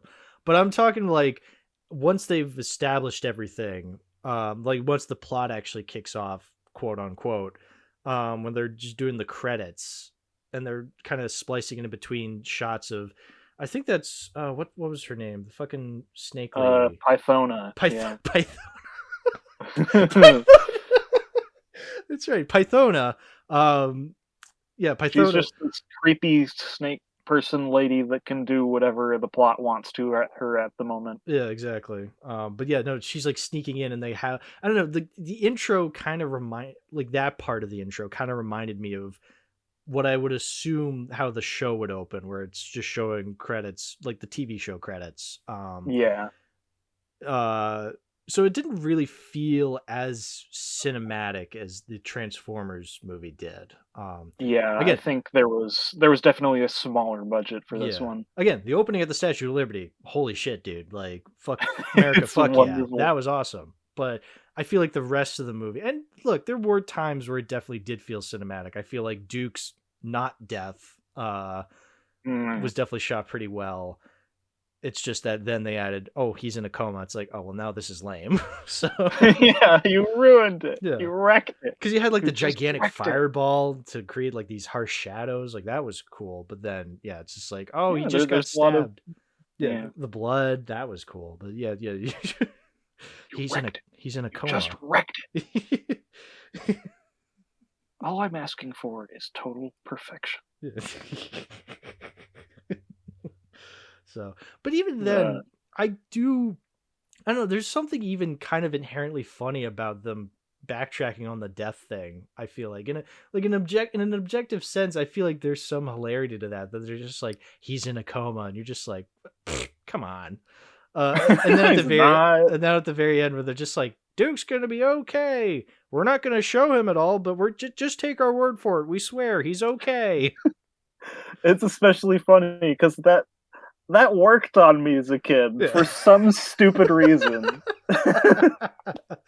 I wasn't expecting it to be so blatant. I was just like, is it really that blatant? But then, yeah, it's just like, Duke's gonna be okay. Hooray! It's like, oh, come on, dude. I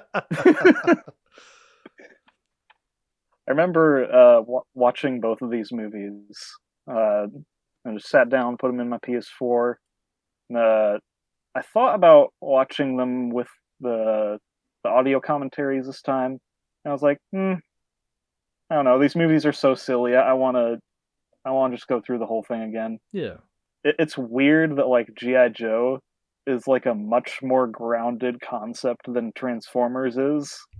In a way, yeah. Its movie is kind of sillier than Transformers. Yeah, in a weird way, it is a lot more grounded, but also just as, if not more, silly. Cobra Law is such a nonsense when you get down to everything going on there. It's like I said, everybody just loses their competence in the third act. yeah, it's just batshit insanity. Like, and I think because I don't know, I feel like there are some characters I want more focus on, because at the very end, it's what is it, Lieutenant Falcon, Jinx, and Sergeant Slaughter, and I'm like, okay, if these were our main focus, I feel, and they focused a little more on these characters, maybe it would be a little more interesting.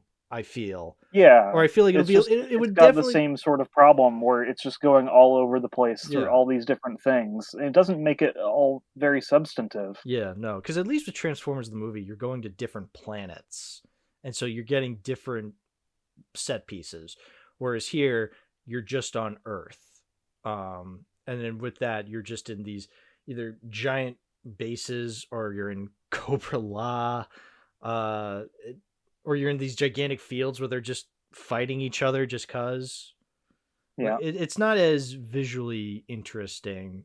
When it is cool, but it's not as frequent as, say, the Transformers movie. Yeah, it never reaches the same heights. No, it doesn't. I don't want to necessarily say this was like a bad movie, though. I mean, it wasn't great. I mean, it is. But yeah, but I think there is still... I don't consider this a waste of time. I think there was still some entertainment value from it. No, I can't imagine most people watching this and coming away with nothing. Oh yeah, no, definitely not. just because Yeah. there was still some fun to be had. I guess another thing I wanted to mention though, because we had brought up the Star Wars sound effects in the last movie. Oh mama, when I talk like, I don't know if you noticed this, but there was straight up a sequence where they just used literal just audio from A New Hope. It wasn't just sound effects, like sound effects here or there. There was a blatant use of just, I'm pretty sure there was like a scene that they just ripped the audio from A New Hope that they just placed in the movie. And I'm like, wait a minute. Oh no! Yeah. I don't think I caught that. Where's that? It's, oh god, where was it? It was somewhere, I want to say towards the beginning. I think it was when they're first fighting. No, not on the Statue of Liberty, like when they're first fighting in the plot. I think it's when it's like before Cobra Commander brings them to Cobra La. Like that fight before that. Oh, okay, yeah. There's got to be a sequence there where I might put it in the episode where I just gotta like play this like clip of just this blatant use of Star Wars audio, like not even just sound effects, just straight up audio.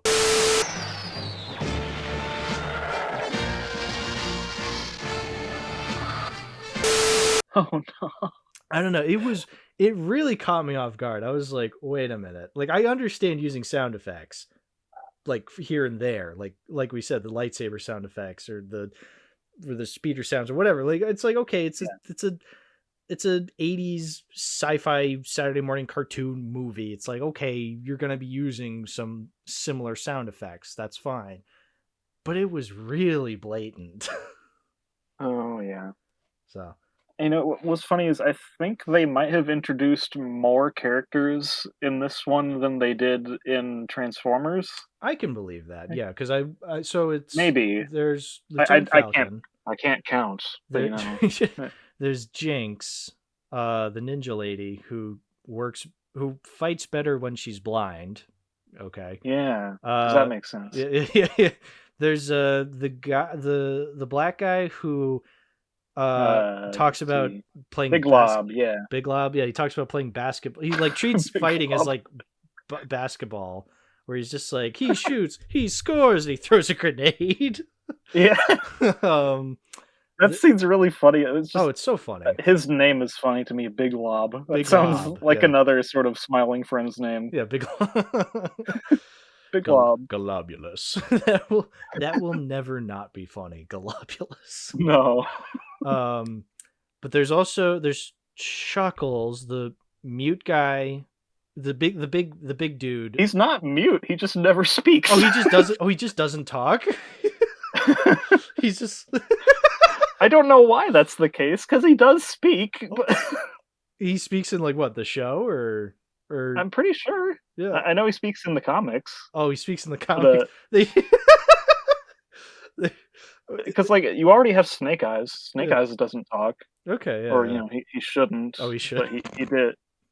He talked through the entirety of his movie. So yeah. Great. The creators of that movie were like, maybe we'll have him not talk by the third movie.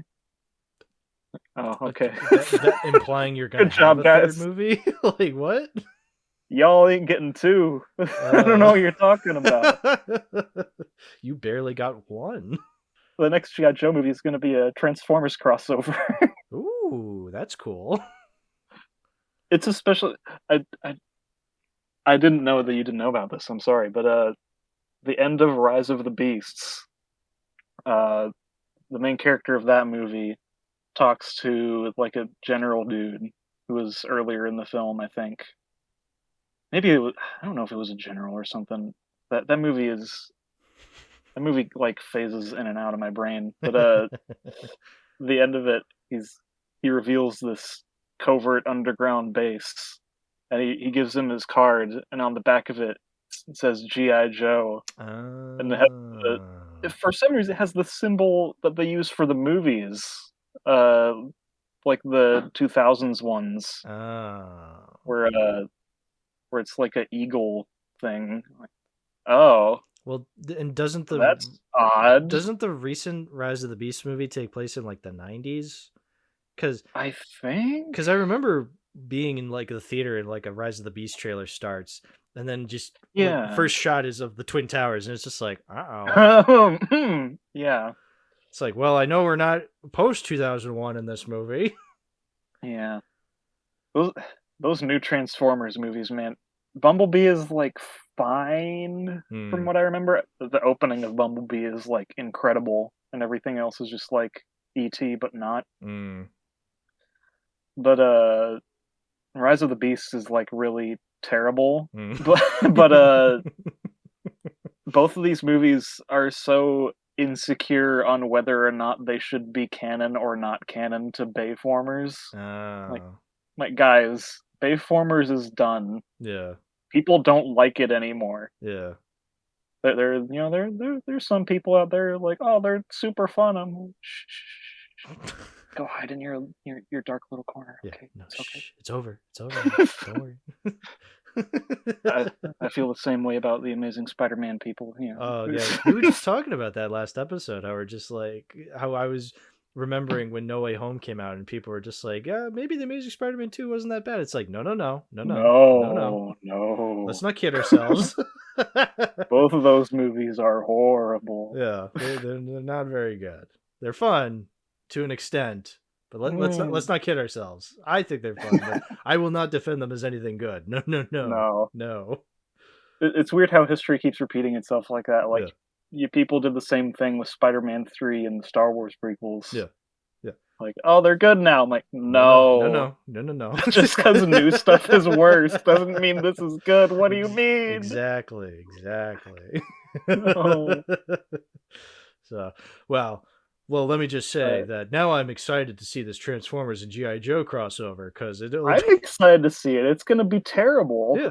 Oh, please go forward with it. I'm all for seeing more terrible stuff. I know it won't be as good as the G.I. Joe movie from the 80s, but maybe they'll have the balls to kill off Duke this time, or if they even have a Duke. I don't know. Like, does Duke even show up in the new G.I. Joe movies? Do any characters? He does. Okay. What's funny is, like, this is a big spoiler, but like everybody knows at this point, almost every G.I. Joe dies in the second live action movie. Oh. Like almost all of them die. Oh, so it's like Ewok's Battle for Endor. I see. Oh yeah, for sure. Those were movies. They were, yeah. Okay, so they die. Yeah. Why? Like they all get blown up. Okay. And then this one group of like 4 or 5 Joes survive because they went and hid in a well or something. I don't remember. I need to rewatch that one. It's weird. A bomb's greatest defense, a wishing well. A well. Is that the one with Dwayne "The Rock" Johnson? Because I feel like... Yes, it is. Yeah, I feel like I've seen... When I think G.I. Joe from the 2010s or 2000s, I feel like I just assumed The Rock was in one of those. And then I think I looked up one of the posters. I was like, oh, he is. That was me just guessing. I know something that reminded me. Like, there's this actor. I can never remember his name. But, like, I remember when I was watching Lost with my dad. That's a show many people have different opinions on. But there was one actor who played a pretty important character for a little while. But then... like outside the show, he was like, yeah, I kind of want to quit. I want to go do movies now. And so his character gets killed off in like one of the stupidest things in the entire show. And the first movie he did after Lost was G.I. Joe Rise of Cobra. And he's never been in a good movie since. Moving up in the world, I see. Good job, dude. Good job. That's awesome. Yeah, but what was I thinking? G.I. Joe Retaliation, that's the title. That one I think was less afraid to be G.I. Joe. The characters actually mostly look like their cartoon/comic counterparts instead of just all being in black suits. Dwayne Johnson plays Roadblock. No Yeah. kidding. It might be a stupider movie, but I don't remember. I don't remember the plots of these very well. Oh, Bruce Willis is in this movie? Whoa. Okay. Yeah. Jonathan Pryce plays the U.S. president. No kidding. Okay. Uh, hmm.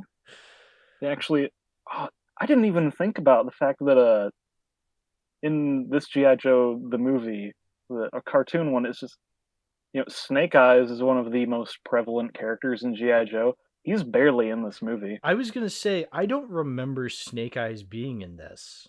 Because when you Yeah, said he's in like the crew that gets taken out when they first go to Cobra Law. yeah, I So don't. he doesn't really do anything. Yeah, no, the And it's especially weird because his rival from Cobra, Storm Shadow, is just not here. mm, yeah, you're just naming all these characters. I'm just like, I don't Yeah, remember this. yeah. I remember Beachhead, that ninja that had like a Beachhead, he yeah. had like a southern accent where he's just like, "How y'all He's not a doing?" ninja, but yeah. Oh, well, I don't know. The face mask kind of threw me off. Yeah. I'm just thinking, and there's like so many parts of this movie that elude my brain Yeah, because there's so much that happens in it. I've seen this more than I've seen Transformers, yeah, but I but feel there's so many parts with so many different characters that it gets all jumbled up. it gets jumbled up, and I don't know. It's just not as engaging as Transformers, because I feel like the Transformers No. movie, as goofy as that got, I remember a lot of the segments that happened. Like I remember Optimus Prime's death. I remember the opening genocide. I remember the Dare to Be The Stupid iconic sequence. opening The genocide. iconic opening genocide. I remember the execution planet. Like I remember these segments because whether or not they were really goofy, but I feel like they were memorably goofy.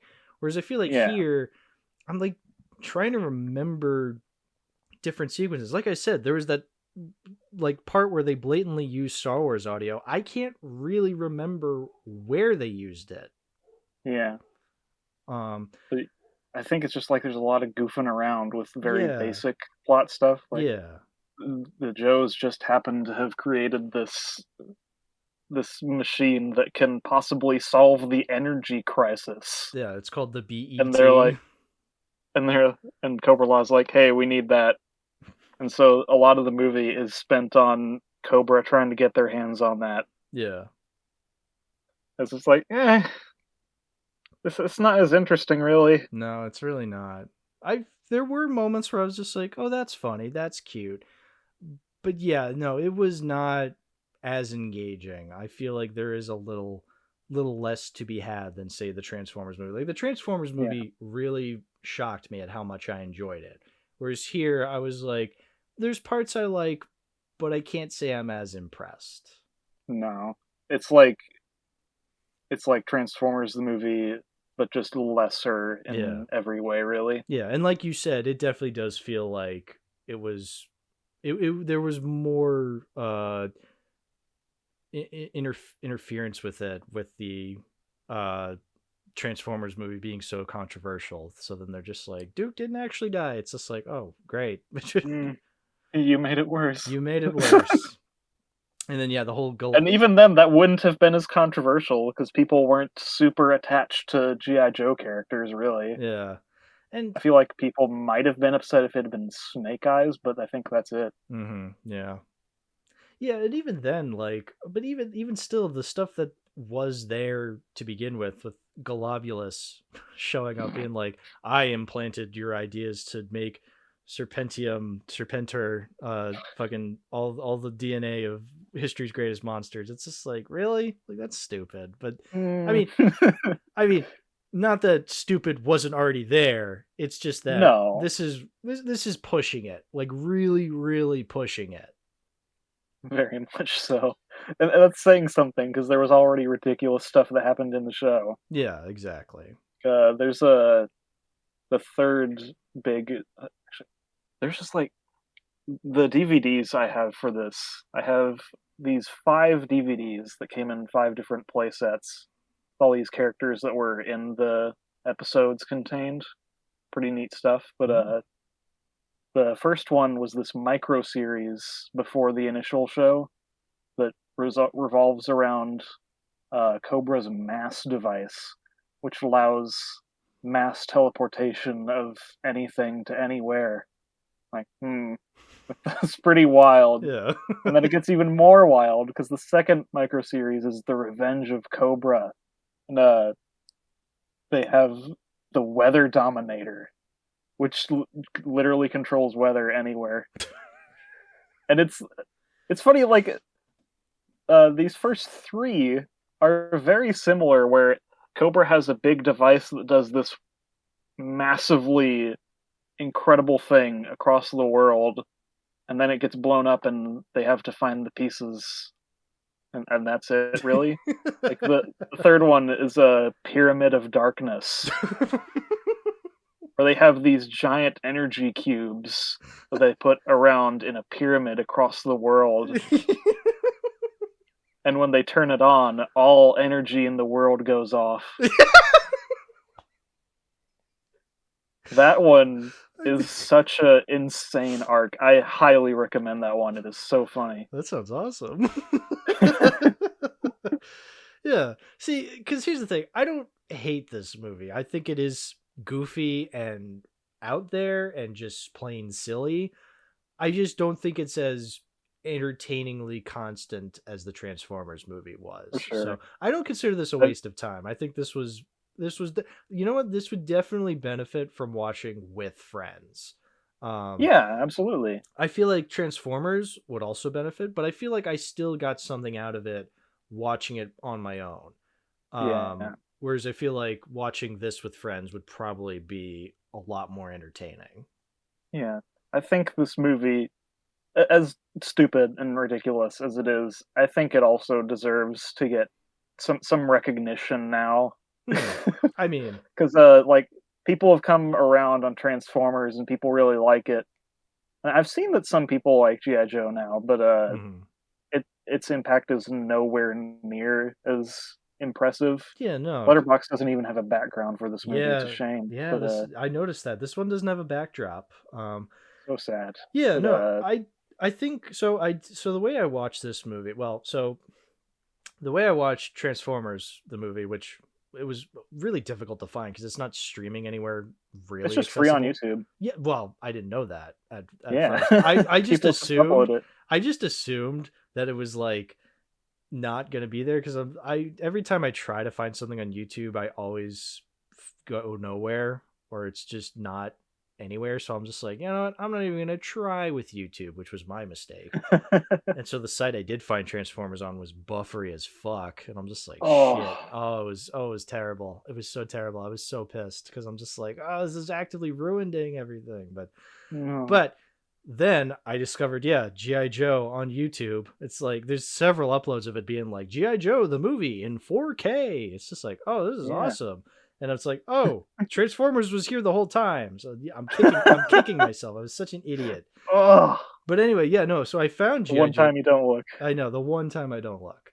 But yeah, so I found G.I. Joe the movie, and I was watching it, and I scrolled down to the comments, and people from, like, the people of that generation, the people who grew up in the 80s, and they're now posting on YouTube. They're just like, oh, I watched this when I was a kid. Great movie. Like, I think it does have its fans, but you're right. It's not as prevalent as Transformers was, because even though I didn't grow up with Transformers, I knew of the impact that Transformers the movie had on people, because the Nostalgia Critic talked about it all the time. So I'm just one of the only Gen Z people that really cares about G.I. Joe. Yeah, it's not. I have so many. I know, that's not. You don't hear G.I. Joe coming from the younger generation as often. And part of that is just because Hasbro is so scared of what to do with it. They're just like, this is like military stuff, and I don't know how well that's going to go across with people. But it's like, it can be cool, though. It can be cool. There's actually this there was this series they made, I think in the late 2000s, called G.I. Joe Renegades. I was going to ask if they did do another G.I. Joe series, just like, because I know there's like a million Transformers series, because I'm not. Did they do other G.I. Joe series after the one from the 80s? I think they did like a mega shitty 3D one that lasted very little. Perfect. But then then G.I. Joe Renegades is 2D animated, and it only lasted one season. But I remember that being pretty cool because it kind of twists with the general formula of G.I. Joe. Yeah, I don't Where remember those G.I. Joe instead Renegades. it starts off with Cobra is this worldwide corporation that's massively beloved and is secretly corrupt beneath the surface. And this small group of GI Joes discover what's going on, but nobody's going to believe them unless they can find hard evidence. So they end up getting like wanted by the law. Okay. So they got to keep running from the law while trying to find evidence to back up their claims throughout the season. Yeah, it's kind of like the A-Team. Yeah. It was pretty sick. Yeah, I remember liking it a lot. And I managed to get a Blu-ray of it a while ago, but it cost me so much. Oh, I can just it is imagine. so hard to find physical copies of G.I. Joe Renegades. Oh, that's a shame. And it never made it to its second season. Oh. So sad. But yeah, no. Kind of like a Spectacular Spider-Man, something like that. Yeah. Yeah, And but then, like you were saying though, Yeah. like you were saying though, I feel like they should bring back G.I. Joe in some way. Maybe they want to take it in a renegade form where they kind of morph it so then it's like a little, it's not as militaristic or propaganda-y as it was in the 80s. But even then, I feel like people would be smart enough that if you kind of amped up the cheesiness from the 80s, you could still bring that back and make it fun. For sure. I feel like you can do something special with that. Yeah, and it's crazy. Like Hasbro still makes tons of G.I. Joe figures. They have a whole this series called G.I. Joe Classified coming out, where they're these super high, wonderful detail figures of all these different characters. And they sell like hotcakes. They sell incredibly well. Yeah. So much to the point, like, where if you order on the first day, there's not a guarantee you're going to get it. Oh my god, first day even. People scalp these figures. It's crazy. Now I can imagine the toy industry still being kind of huge in that kind of department. Yeah, it's not as big in the same way, really, but it's like more adults buy toys than children do at this point. I think that makes sense though, because there is that nostalgia factor, and the young generation doesn't really care for action figures as prominently. Like we were probably the last generation to really have action figures as like really little kids, and even then, like I grew up with action figures. I remember having Star Wars figures and superhero figures, but even then, I grew out of them. My thing was mostly Legos. Like I remember being more attracted to Legos as a kid, more so than actual action figures. I have an insane ton of Legos, like all over my room. Like right next to my computer is the Lego Avengers Tower. That's awesome. That was like $500. I can just imagine. Yeah, no, I remember being a kid, seeing the fucking Death Star set and being like, I need that. But it was like $400. It's like, I mean, now I'm an adult. I could probably get it. It's just that I just don't have the space for it. Dude, they have a Lord of the Rings set for Barad-dûr coming out. Oh. It's so expensive, but I can't pass it up. I couldn't get the older Lord of the Rings sets. I was a child. Yeah. I don't know. Even though I feel like it would just be, that would be just as like, like a fun thing. I don't know. I still am not that into action figures or collectibles or Lego sets like that. Like I could see why people would be though, as like from a collectible standpoint. I don't know. Just to me, that doesn't appeal to me anymore. Just because I feel like I've outgrown it. I understand the collectible aspect of it though, but I feel like when it comes to collecting stuff, I'm more so with like movies, which clearly that's why I started the fucking podcast. No, definitely not the reason. But for me, it's just like I collect lots of like big Lego buildings. I want to make a big Lego city at some point. Ooh. Maybe a kind of medieval thing. Oh, that's cool. My ultimate goal that I imagine I'll never complete is to make like an entire Lego reproduction of the map of Dark Souls. Oh, That would be incredible. it would be like in your basement, kind of like how in Will Ferrell's basement. Yeah, in like in the Lego movie. Yeah. But like Dark Souls. Oh, that's You can't insane. touch this, kids. This is adult stuff. Yeah, yeah. No kids allowed. No. Oh, yeah. But yeah, I'm also moving into just general like buying all sorts of movies that I like. I can't say I'm the same as you though. I don't like to buy movies just for the sake of reviewing them, really. Yeah, But no, that is something I'm trying to move away from, which is why I'm doing this. But then sometimes I'm just walking through a store and I see the slime people from the 50s. I'm like, oh, that looks hilarious. Let me get that. I can't blame you. That's fair. Yeah, which is why, I'm trying to do more just like, okay, what do I really need? So, Yeah, with that said, I get that. do I really need G.I. Joe the movie on Blu-ray? Probably not. I don't think I'm gonna go for this one like I would. Like I would honestly, I would add Transformers to the collection because I think that's a really cool movie. I'd like to revisit. I would like to revisit this, but maybe in like, I don't know, a VC session or like, I don't know, years from now. It's like, it's been a couple of years since I've seen the G.I. Joe movie, and it's on YouTube. I'll just pop it on. Yeah, and G.I. Joe movie is super available, so yeah. It's not like it's going anywhere. No. I just can't say I'm as passionate for it that I want to keep it in the collection. So yeah, not for me, but I would imagine you have it, so you want to keep it. Oh yeah, I have my VHS and my Blu-ray. Oh, good, excellent. Always there for VHS preservation. Oh yeah, I would love to get a VHS of Transformers sometime. That would kick ass. For sure. And we went on into so many tangents. I feel like I got lost on what I was saying in the first place. No, well, I'm pretty much done with G.I. Joe, unless there's something you want to add. I think that's it. Okay. So now we have the third movie that we both watched. Yeah. So you obviously wanted. We all agreed it was terrible. The worst, just awful. Simply awful. Yeah. So, but, a little setup. So you obviously wanted to talk about Transformers and G.I. Joe, and I said, great. Yeah. I don't own either of them, and I always like to have at least one movie we talk about be something that I own in the collection. So I was like, what can I narrow it down to? So I perused your watch list, and I noticed, hey, you have Raging Bull on there. Yeah. Something that I've never seen before, but something I do own on a special edition DVD. So I was like, hey, let's just knock this one out of the watch list. Let's watch Raging Bull. Yeah. So yeah, we watched it.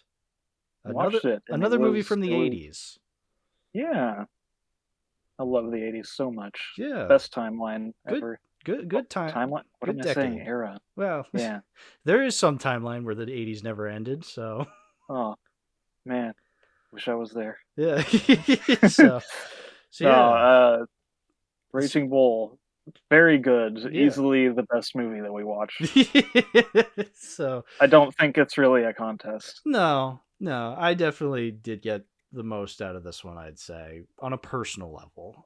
This is our very first Scorsese film on the podcast, so that's huge. Really? Yeah, I haven't. I had yet to talk about a Scorsese film, so interesting. Yeah, and this was. I don't have much experience with Scorsese. I've seen Taxi Driver and Hugo. I remember thinking both of them are good, but I don't remember that much about either of them, honestly. Yeah. I would say Taxi Driver and Goodfellas are probably my favorite from him. I think he definitely has ones that I know are really good. There's ones I haven't seen that I really need to watch. Yeah. But I would definitely say my favorite from him would probably be Goodfellas, just because I've seen that the most and it's just really good.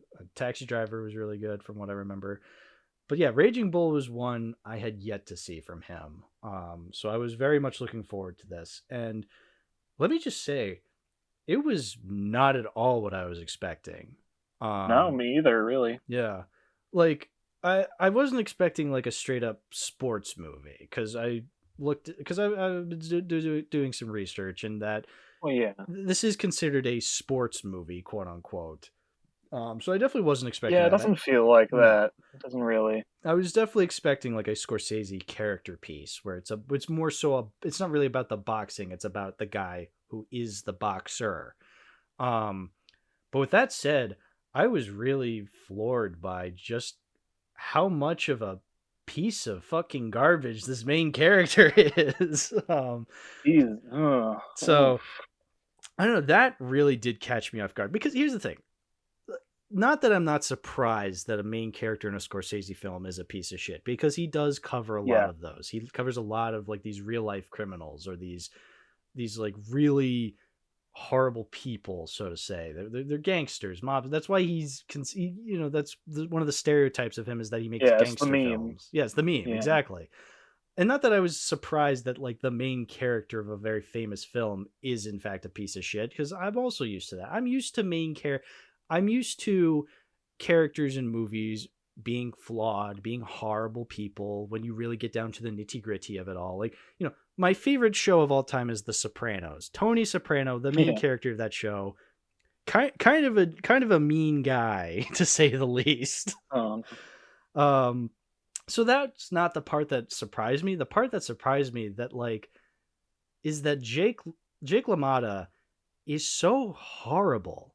Like cuz like not even that he's like he's done the worst things out of I guess we could say like out of Scorsese films because well again Yeah. Scorsese did Goodfellas and which was a gangster film where people are killing each other. He did Wolf of Wall Street. Jordan Belfort was like this really scuzzy dude who robbed people of like millions of dollars. The Irishman is about a guy who was a hitman who literally killed people again.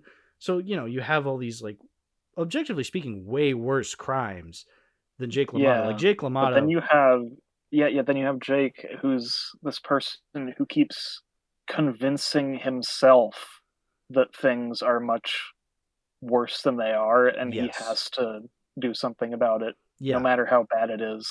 yeah, and that's the thing that I noticed with this movie is that Jake is not he's because he's not a killer, so to say. He is No. abusive. He is misogynist. That those are traits that could describe anybody on The Sopranos or in any of the other Scorsese films I listed, like Goodfellas, Casino, Irishman. But Jake is not a fun person to be around. No. He is not charismatic or charming. Like when I think of Tony Soprano, again, he's an abusive misogynist. He's the worst kinds of people you can think of, but he is charming. He is charismatic. He says a lot of funny lines. He's really funny. Like he's entertaining. He's an entertaining character to be around. Yeah, like a Disney villain. Yeah, exactly. A Disney villain is a perfect example. This is a horrible, horrible person, but they're incredibly charismatic, and you kind of want to see them go through with what they're doing because there's some For fun to sure. be had with them. Whereas here, Jake LaMotta is not charismatic. He is an idiot. He's a thick-headed individual. Yeah, like you said, he is convincing himself that things are way worse, and so he makes things horrible for everybody around him. Like It's insane to the lengths he goes to as well. yeah, Like just the one that always stands out to me and probably stood out to you as well is the fact that his wife said that this one guy had a pretty face. yeah, So when he fights him, he deliberately is beating the absolute shit out of this man's face. yeah, He's smiling about it. yeah. Straight up just Like smiles. he's a He monster. is a monster. Absolutely. Just absolutely monstrous. It's horrible. It's insane. And yeah, another segment that really stood out to me was when he's arguing with Joey, his brother, played by Joe Pesci. Mm, yeah, And he's straight up convinces himself that Joey slept with his wife, yeah, and he just will not let it go. And it gets to the point that he beats his wife, he beats his brother. Like he straight up just assaults his brother in his own house in front of his own children and just walks yeah. away from it. And then later on, Vicky comes back, is like slowly putting her stuff away, trying to leave him, and he just goes up to her, is just like, "Come on, Vicky, I'm a bum without you. Please don't do this." And she's like, "Okay." It's just like, whoa, what? But like, Mm, but it just kind of shows you, just even though he is abusive, there is something that the characters see. We may not see it, but they see something. But like, I think yeah. that was the moment. I think the thing was, people like Vicky and his brother Joey, Yeah. they see something in him. They see potential for him to be a good person, Yes. and he just keeps refusing at every possible moment to Yeah. utilize that potential. Yeah. And then, yeah, because that's not the moment that Vicky leaves him. The moment Vicky leaves him is like later in his life, when he's the owner of Yeah, a when he's the owner of a club in she's Florida. finally confident enough in herself to do it. Yes, yes. But it's just weird because that moment where he beats up his brother and punches his wife, that's the moment that Joey knocks out. That's the moment Joey like leaves. He's like, "I'm out. This is Yeah, no more." It's yeah, no, it's just a horrible human being. And I think that also translates into when he's an actual fighter. Because when he's an actual fighter, whether he wins or loses, I'm entirely apathetic towards, no matter what. Like, yeah, when he absolutely. wins, it never feels victorious. But when he loses, you're like, you're not you're not angry that he lost. You're just like, oh, he lost, whatever. I don't know. Yeah, That's something that I felt. I don't know. You agree?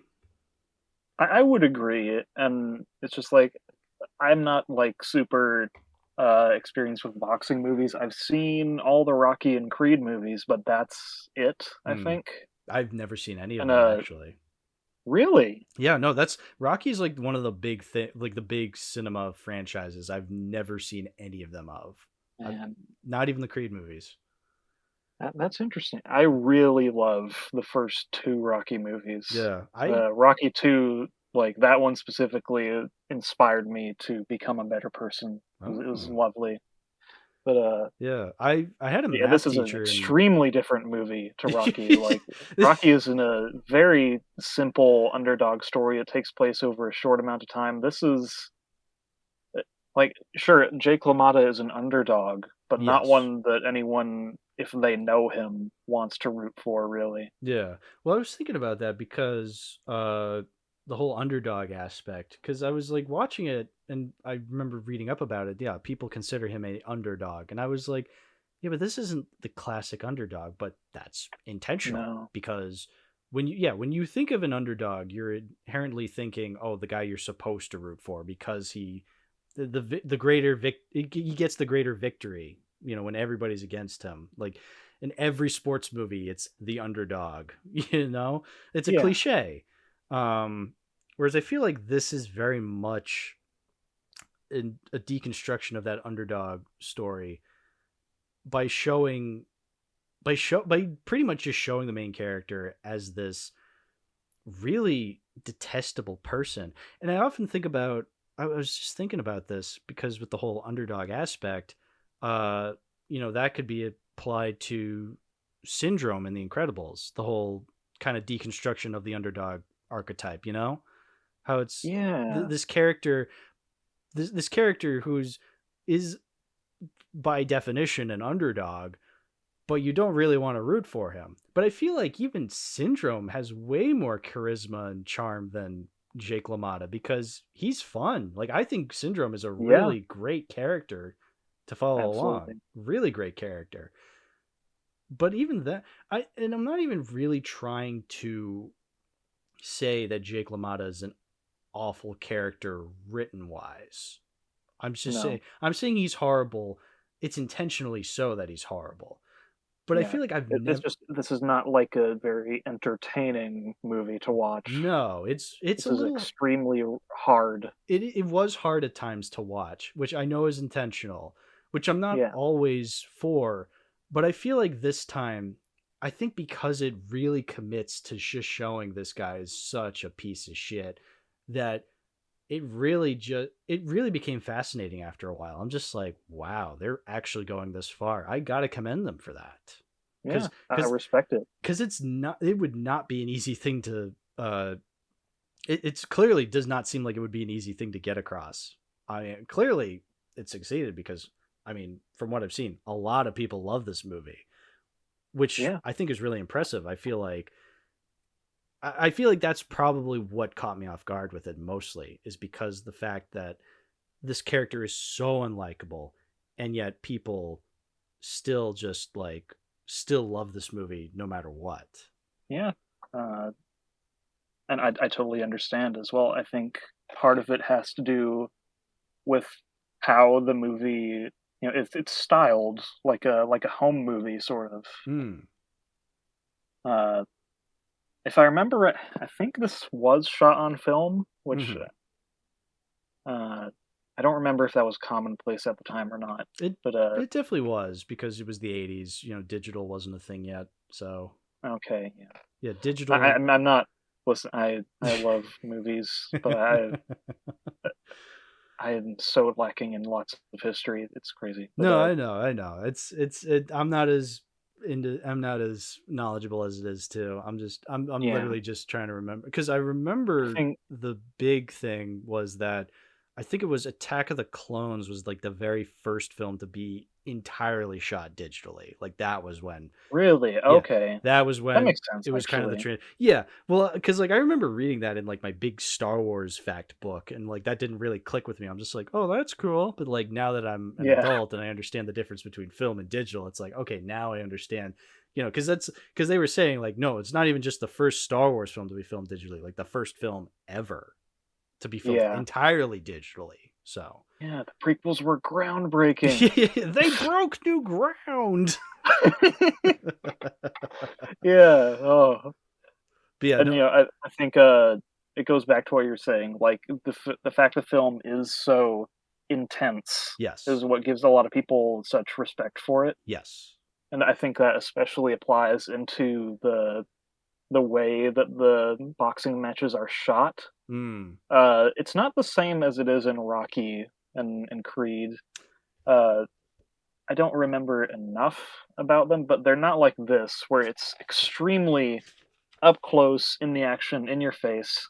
We're showing the really awful details when they happen. And I will admit, the first couple of times when we were watching a fight, I thought it was kind of funny, just because I imagined the cameraman going in like, "Whoa, yeah, yeah, like something out of like an airplane movie or Spaceballs movie where they show like the cameraman." Yeah.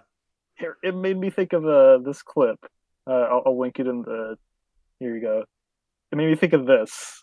I just couldn't stop laughing for a good while.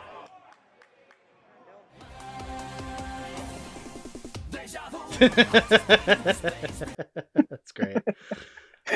Yeah, no, totally. It just look at him go. Yeah. Yeah, no, but no, totally. I get what you're saying though. The whole like, it just really gets into it. Yeah, and I feel I have this little booklet that came with the movie, because this is the special edition, and it went into detail about like the makings and stuff like that. And it does talk about how this was not shot in the traditional boxing movie way, because they were saying it's like multi-camera, you got multiple angles, and you're just like looking into the ring, whereas like here you're in the ring and there's one camera just going like back and forth and just like moving with the actors themselves. Yeah, it definitely got a lot more personal, a lot closer, and it made the hits feel way more impactful. And that also has to go with like the sound editing. The punches never sounded too cheesy. They were not the sound I was pretty impressed. Yeah, they were not the sound effects from the Transformers or G.I. Joe movies. I don't know. Might have made the movie better. Yeah, maybe. Absolutely. One thing that I do remember kind of funny to me was the fact that in opening credits, when we have the title drop of Raging Bull, it's smushed together so it looks like a username on a social media platform. Yeah, Raging Bull, that's his Twitter handle. Yeah, that would be his Twitter handle. I'm at Raging Bull. Yeah, I would say You I'd would get so canceled, it's crazy. oh, incredibly so. I mean, I read up on this guy. Well, that's the thing is that I had forgotten that this guy was actually real. Um, I didn't know that until I read the review. yeah, no, I was like, oh, this guy is actually real. Yeah, because it does talk about in the book how Robert De Niro was reading his autobiography while filming Godfather Part Two, Yeah. and he was like, oh, I have to do this movie, I have to do this role, and so then I looked up like Jake LaMotta. I looked him up, and I was reading some facts, and yeah, the dude was a total scuzzbag. Yeah. It got really messed up because he had like 7 wives after Vicky, I'm pretty sure. Jeez. And he admitted to raping one of them. And I'm just like, oh my Oh. God. And Oh. and the dude lived to be 95. He was still alive up until 2017. So he died only just recently. Like Oh within the my last decade or so is when he died, which is hell. insane. Like, I would have thought the way they made Raging Bull that meant he was dead then. Yeah. So that's why they could get away with showing him as like such a piece of shit. But no, he was still alive when they made Raging Bull. He was still alive up until like 6 or 7 years ago. So it's Good like, lord. yeah. So you're just like, what did he think when he watched Raging Bull? Like, what did what did he I think when he don't wrote the know. autobiography? Like, is he just that idiotic that he really thinks this way? Is he aware that he was this massive piece of shit? I think reading up on this stuff really did help me to come to a more concrete perspective on this film, where I'm just like, wait a minute, something's up here, where I'm just Yeah. like, this is insane, this is weird, the fact that they're going this far, and the fact that he let it go, because I also read somewhere where he wanted to get the rights to the movie so then he could make a sequel. And I'm just like, so you're okay with your portrayal in this movie? Like, huh? It just raised I way think more yeah. questions. And I was It just makes it worse. It makes it, you think, was he proud of yeah, what he did? that's the other thing. Was he proud of what he did? Is he watching this movie with zero self-awareness and thinking, yes, this is my legacy, this is good? You're just like, Uh, hmm. I feel it's like I imagine like a really horrible person watching this and being like, "Yeah, I relate to this guy so hard. Which He's is literally insane. me." She's literally me, but that's insane to me, because I often think about Citizen Kane, how it's not really. It's loosely based off the work. Loosely based off the life of William Randolph Hearst, the newspaper tycoon of the early 20th century. Yeah. But it wasn't really about him, but William Randolph Hearst felt he I don't even think he even saw the movie, but he could just tell that he was just like, okay, Orson Welles is going to make a buffoon out of me. So he like did this whole campaign where he made sure nobody watched Citizen Kane. That's how the story goes. Well, so what happens, well, it's not even that. He didn't even have to do much of anything. So because Hearst he was the owner of practically 98% of newspapers in the fucking country, ostensibly being in charge of how the news generates around the world. Like, this was back when newspapers actually were like actually meant something. Like, people actually read the Yeah. newspapers, because this was far before television, radio, whatever. Like, this, he was in charge of the fucking planet, essentially, which is Oh, insane. The man had power we will never see in our lifetimes ever. probably not, no. So because he ran the newspapers and ran the news cycle, essentially, when Citizen Kane came out, he just told all the newspapers that he owned, hey, do not review this movie, do not go see this movie. So, and because so then when people would read the newspaper and they didn't see any stories about this Citizen Kane, nobody knew about it. It bombed horribly. Oh, And that was about a yeah. movie that Hearst never saw and wasn't even about him. That's the level. That's the level of Oh, insanity that guy was. Whereas again, Jake LaMotta was alive, saw Scorsese made this movie, and did nothing. He's just like, yep, this is me. That just fucks with me. That he watched this movie, that he watched the same movie that Scorsese made. It was like, yep, that's it. That's me. I was like proud of it. Ugh. It makes me feel disgusting. Yeah, no, it is disgusting to think about, because this man was not only real and did all these things, but never felt remorse for it in a way that mattered. Because they do have one scene in this movie where he does feel remorseful.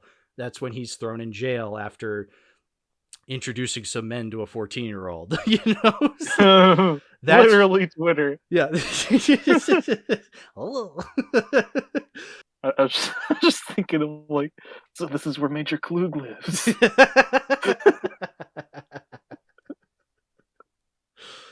Yeah. Good times. But yeah, so, but again, like, that's when he has like his freak out in solitary confinement, where he's just like hitting his head against the wall, punching it, and being like, I'm such a dummy. Like, he's finally like, that's when I was like, okay, now we have the scene of him like really feeling regret. And then the next scene, he's back on his bullshit. Scene, yeah. I think that's when he like goes to his wife's house. He's just like, I need to make bail. Or no, was that before? Oh, that was before. That was before, because he needed to make the money to get out of this. Yeah, when he was trying to sell the belt. He unintentionally screws himself over because he broke the belt to get the jewels out of it instead of just using the belt. Yeah, which again, he's so proud of the belt though. A belt we're not really happy he won. Like, I remember when he got the belt, and I'm just like, who cares? Ugh. Which, that's supposed to be a triumphant moment, but again, you don't feel anything during that scene. Yeah, I think that's intentional. Oh yeah, no, incredibly intentional. But yeah, okay, so after he's in the solitary confinement, that's when it kind of jump cuts to him being in a club in New York. And it's like this really scuzzy, seedy bar. And he's just talking to like a group of 5 or 10 people as opposed to an entire room of people. Yeah. And they're all just derelicts and alcoholics, just being like, hey, you suck, buddy. He's just like, suck my dick or something like that. Like, yeah, he's very much at rock bottom, and yet he's still being a piece of shit to people. And that's when he meets Joey again. And Joey, because he sees Joey across the street, and he tries to rekindle their brotherhood. Yeah, nothing really comes of it. There's no explosive. Joey just wants to walk away. Yeah, he doesn't want to deal with this. He was just going to grocery shopping, and then he just wants to walk away. And I love that it's not like an explosive, like, where Joey really rails into him and is just like, you're a piece of shit, you need to change. Like, I feel like that would be in any other movie where it's instead it just kind of hurts just watching them completely fail at any sort of, reuniting, that reunion that really means anything. Yeah, because Jake is just like, come on, give me a kiss, come on, like, kiss me, come on, kiss me. Yeah, and because it doesn't feel like, because it doesn't really feel as though this is the first time they've met each other in years. Maybe it has, maybe it's not, maybe this has become maybe it hasn't. Yeah, because Joey kind of treats this as if this is a normal thing, but because like it feels like, he sees him. Like, to us as an audience, this is the first time we're seeing them interact in years, but this may not be the first time they've interacted in years, or maybe it is. Either way, it's incredibly fucked, because Joey's just like, I'll call you, and then just drives away. Like, there's no explosive. And you as the audience know damn well he is not going to call him. No, he is not. But that's the thing. There's no explosive like call out scene. And I feel like that makes it hit way harder, because Joey knows deep down, I can't tell you anything, man. You're not going to listen to me. So that's why he's just like, I'm leaving. He's just like, I'll call you. Yeah. Like, he's telling him what he wants him to believe, even though he knows damn well that's not going to happen. Yeah. And, that just in general is something that I very much love about this movie, is the fact that it is written as well as it is incredibly impressive. Because, like, I feel so many other movies, like even good ones, the way a dialogue is written, it doesn't feel exactly how people would talk, where you have these lines that are obviously like important and, are well thought out lines. It's like, would people speak this eloquently on the daily?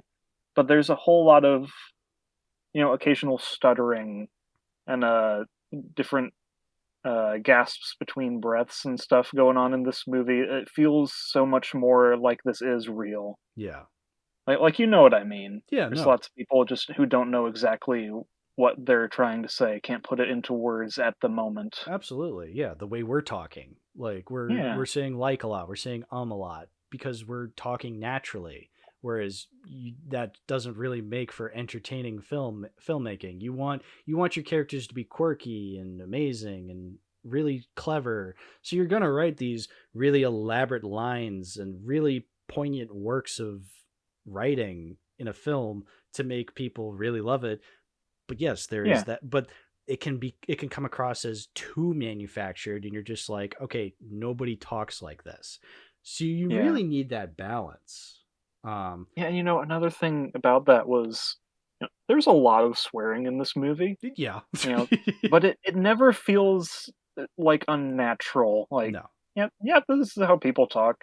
I've worked a job several places. Yeah. This is how people talk. Oh yeah. As opposed to something like I don't know, Has Been Hotel. like you're so immature. Why are you like this? A cartoon that says the fuck word? Why I never.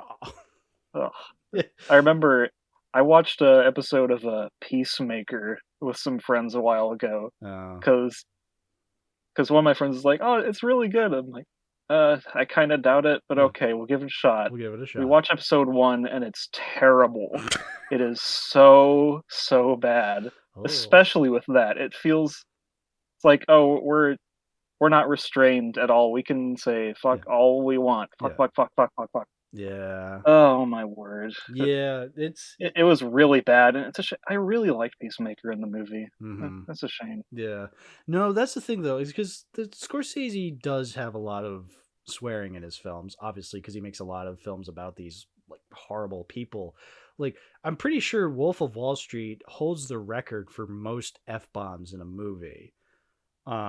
Really? Yes, I'm pretty sure it's that one. I feel like there might be Wait, one. no. Wasn't it South Park movie? Like they deliberately like went over. No. They went like right underneath. Yeah. Yeah. Okay. Well, it's definitely up around. there. Definitely. Yeah. I don't remember. Maybe it is South Park the movie because they have enough swears.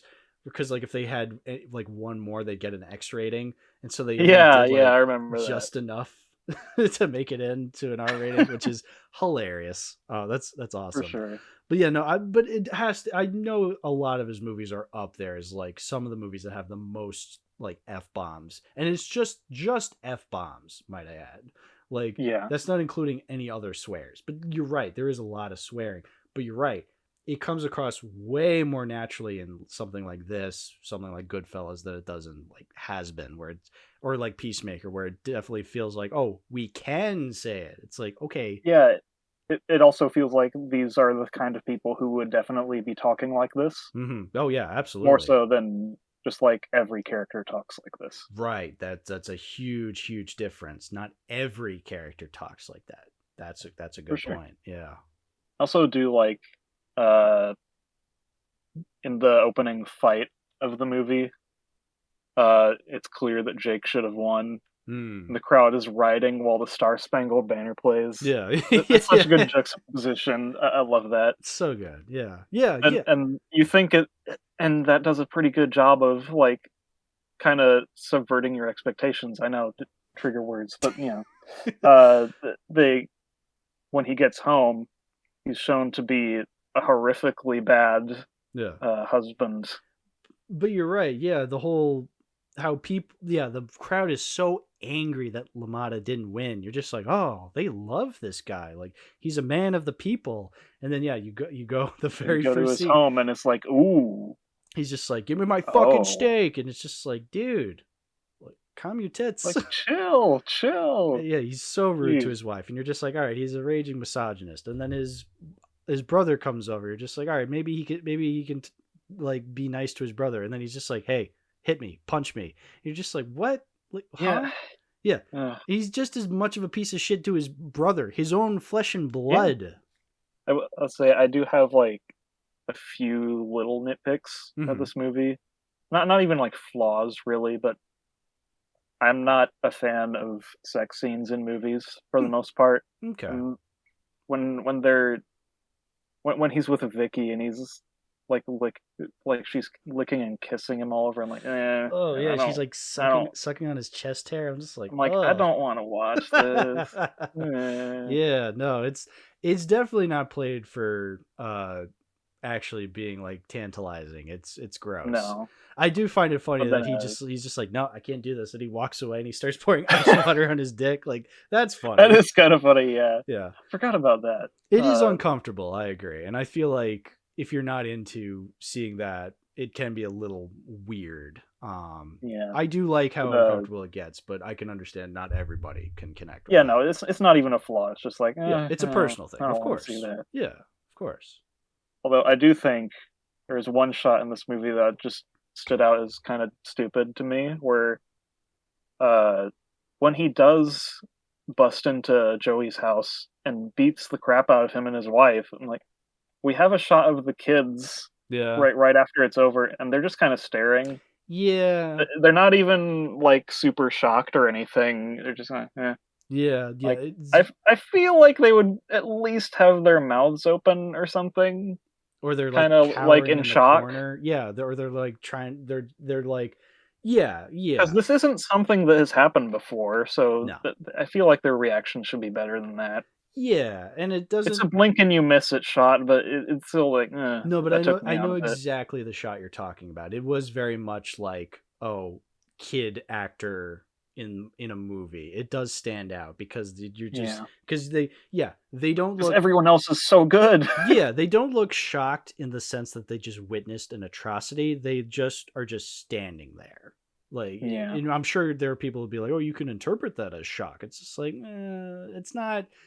I don't know. It's not the same thing. There's something missing. And yeah, I know. I know exactly what you're talking about, though. It is like kid acting where it's just, okay. I'm sure these were the best kid actors they can get, which is saying a lot. It's like, okay. Yeah. I think one other thing, like, once again, I guess it's not really a flaw because this is how reality went, but, okay. Like, after he gets suspended from the fight he has with Gennaro. No, not Gennaro. What's his name? Billy Fox. Yes, Billy Fox. Suspended. Yeah, that's the one. We cut to 2 years later. I'm like, I feel like something might have happened involving his marriage trauma during that time. I don't know. 2 years is a long time. I felt like something should have happened, but I guess it didn't. That's probably just reality, but it felt a little off. Yeah, the pacing can be a little weird in that. I get that. Once again, not really a flaw, I guess, but something I was like, it's weird, yeah. I feel like it could have been a little bit smoother. I think so, yeah. It's that's the thing is, like, I don't think this is a perfect film. I think there is a lot that is just kind of weird for me upon first viewing. And even then, I can't really say this is one that I'll love every single time I watch it. Like, when I think of my favorite Scorsese, again, I feel like I could rewatch Goodfellas like constantly and still get something out of that because I just feel like there's just so much to that movie that's just so enjoyable and so much fun to revisit. And obviously I'm not trying to say like, oh, this isn't fun, ergo it's bad. It's like, no, it's supposed to be this vile, disgusting, raging movie, so to speak. And I feel like you can get a lot out of that. I don't know. I don't subscribe to that as being something I want to constantly revisit. I want to watch it again. I want to study it, just maybe not as frequently as other films. Yeah, I get that. When we cut to 1856? 1956, yeah. Not 19. Why did I say 1856? Am I drunk? What's going on? Okay, 1956. when he's supposedly happy with Vicky and his kids. Yeah, when they're I in do like Florida. Vicky she's clearly not fully into this. No. And then when he's first shown as a stage host, the stand-up comedian, even though he's not really funny. Yeah. It reminded me, one time I actually did meet a comedian face to face Oh. after having seen one of his shows, and he told me about this time that he actually beat up another comedian for stealing his jokes. And there's apparently like a whole like social thing going on with lots of comedians where so many people heard that he punched this guy out in the parking lot. He just punched him once, and then the story kind of exaggerated itself to where he beat the shit out of him, or he beat like three guys there, and it keeps going on. I'm like, that's awesome. That's Yeah. really funny. Yeah. Yeah. I mean, joke stealing is a huge thing in the comedian world. Like Yeah. that's why there's that famous sequence when Joe Rogan was calling out Carlos Mencia for stealing jokes. Like that, they take that shit very seriously. And I think I Incredibly recently so, yeah. heard a story about Robin Williams getting punched in the face for stealing a joke because from the 70s, which I mean, it was the 70s, you know. Yeah. I'm sure that happened a lot, but yeah, it's like Robin Williams getting punched in the face for a joke when Robin Williams is not a violent person when I think about him. No. It's just like, holy shit. That's really funny to imagine. Oh wow. Yeah, no, but so yeah, Yeah, go I ahead. can't imagine Jake LaMotta being, yeah, like you said, he's not funny. Like when he's talking, like when he's a boxer and he's interacting with his family and his wife, he's not a fun person to be around. And here he is being an entertainer for a Florida nightclub.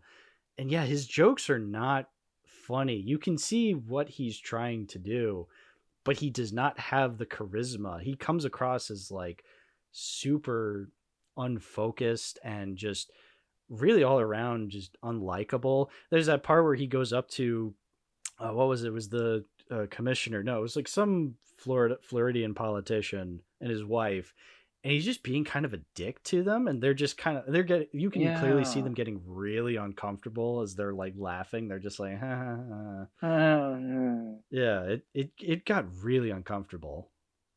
yeah.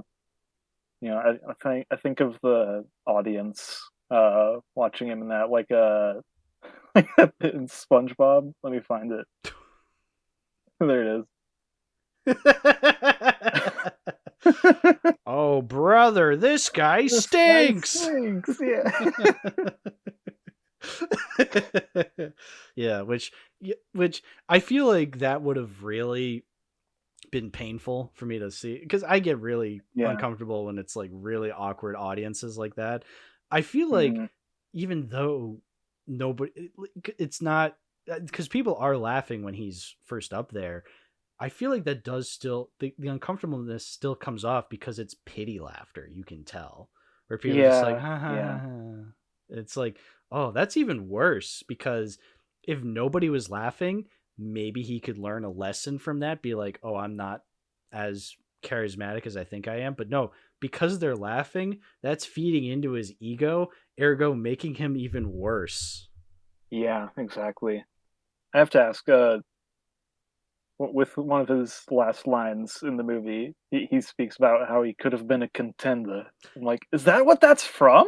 I Or is that don't from something I else? don't think so. That caught me off guard. I'm no, because I'm pretty sure he's quoting Marlon Brando from On the Waterfront.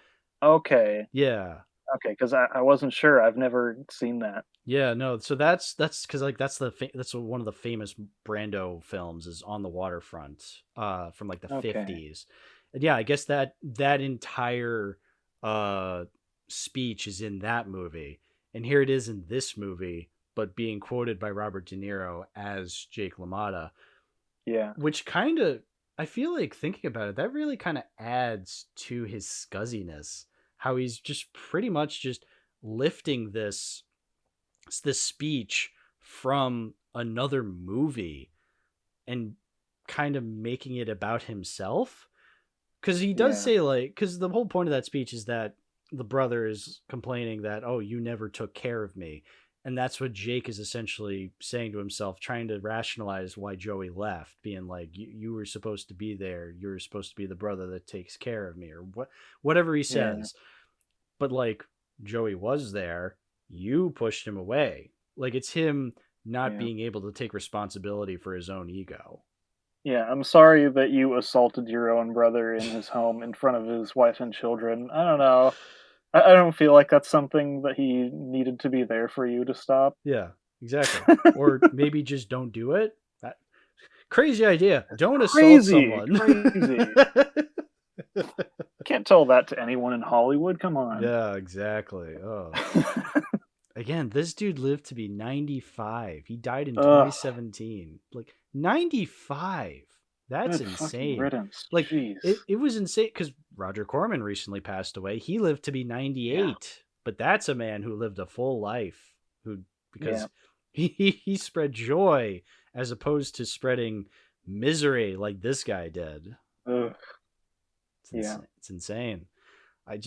What a vile film. Can I talk about like I said, I have this booklet from the special edition. There's a part, like, it starts off by explaining. Can I read this, please, verbatim? Go for it. Okay. So the title is "The Reigning Champion of 80s Movies." At the end of the 80s, the magazine American Film asked 54 U.S. film critics to name the decade's best movie. Among the top 20 contenders, Raiders of the Lost Ark, E.T. the Extraterrestrial, Tootsie, Terms of Endearment, The Right Stuff, Once Upon a Time in America, Prizzy's Honor, Platoon, Blue Velvet, Hannah and Her Sisters, and Rain Man. The winner, 1980's Raging Bull, the searing story of middleweight boxing champion Jake LaMotta, a man driven by personal demons to become a terror in the ring and self-loathing failure out of it. Okay, so they are aware that Jake LaMotta is a piece of shit and he is a complete failure by the end. Yeah. Which is good.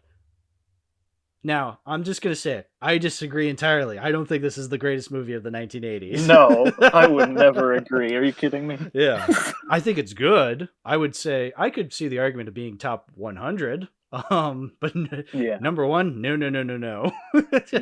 Now, I am biased because my favorite film of all time is The Dark Crystal from 1982. So that would probably be my number one. But if I had to really think about the general, like, actual best one, I don't know.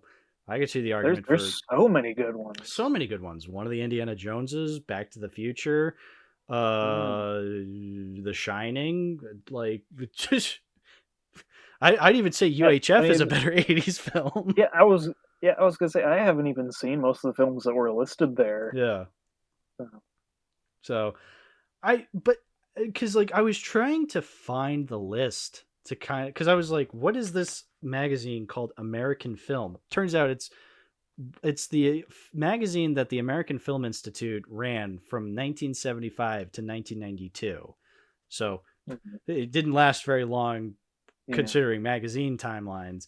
But yeah, no, and I'm trying to find this list, trying to find like the justification for why, because it doesn't go into it at all in this little booklet on the special edition. It just says, yeah, it was voted number one. It's like, okay, can you explain why? Because I'd like to know.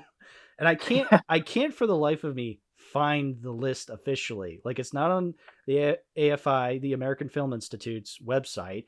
I found the Wikipedia page explaining what American Film is. It's just like, yeah, it was the magazine that AFI ran. It's like, okay.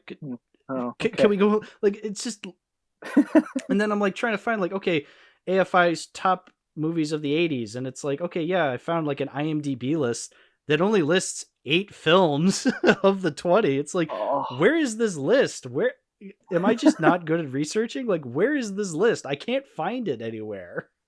Yeah. Oh, it's insane. But yeah, I'm looking through like all these 80s movies. I'm like, you got Empire Strikes Back, you got Airplane, The Shining. Yeah, and that's Star Trek 2. Yeah, that's Yeah, The Thing. The Thing. Oh, dude, The Thing. The Thing. You went the entire 1980s, 1980 to 1989, and you chose Raging Bull over The Thing. Come on, man. Come the fuck on. Look, I get it. The Thing was you got Ghostbusters. The Ghostbusters. Ghostbusters is wonderful. Yeah. Rambo. Rambo's wonderful. Yeah. I mean, look. Terminator. Yeah, look, if you want to argue that, like, you know, there's other 80s films that are higher art than, say, your Star Warses, your Ghostbusters, your Back to the Futures, it's like, sure. I would say, okay, I think The Shining is far better than Raging Bull when it comes to, like, 80s impact and delving into this psychotic main character. I think you can name a lot of other films that are way more, like, fucking Raging Bull is not even Scorsese's best film. Like I said, Goodfellas is really good. Fucking Taxi Driver is really good. Like, I would consider those films far better than this. I'm not trying to shit on Raging Bull or the people who put it there. I'm just saying this is not the first movie I think of when I think the 1980s. Yeah. We got Clue. Got Aliens. Lethal Weapon. Evil Dead 2. Evil Dead 2? RoboCop. Predator. Oh, well, they didn't like Predator, so yeah. Okay. They didn't like Predator, those motherfuckers. Motherfuckers. The Princess Bride. Who Framed Roger Rabbit. Oh, dude. You're just naming all these great films. Oh. But yeah, no, the 80s, man. Great. Look, we can all agree. The 1980s. Die Hard. Die Hard. Die Hard. It's right there.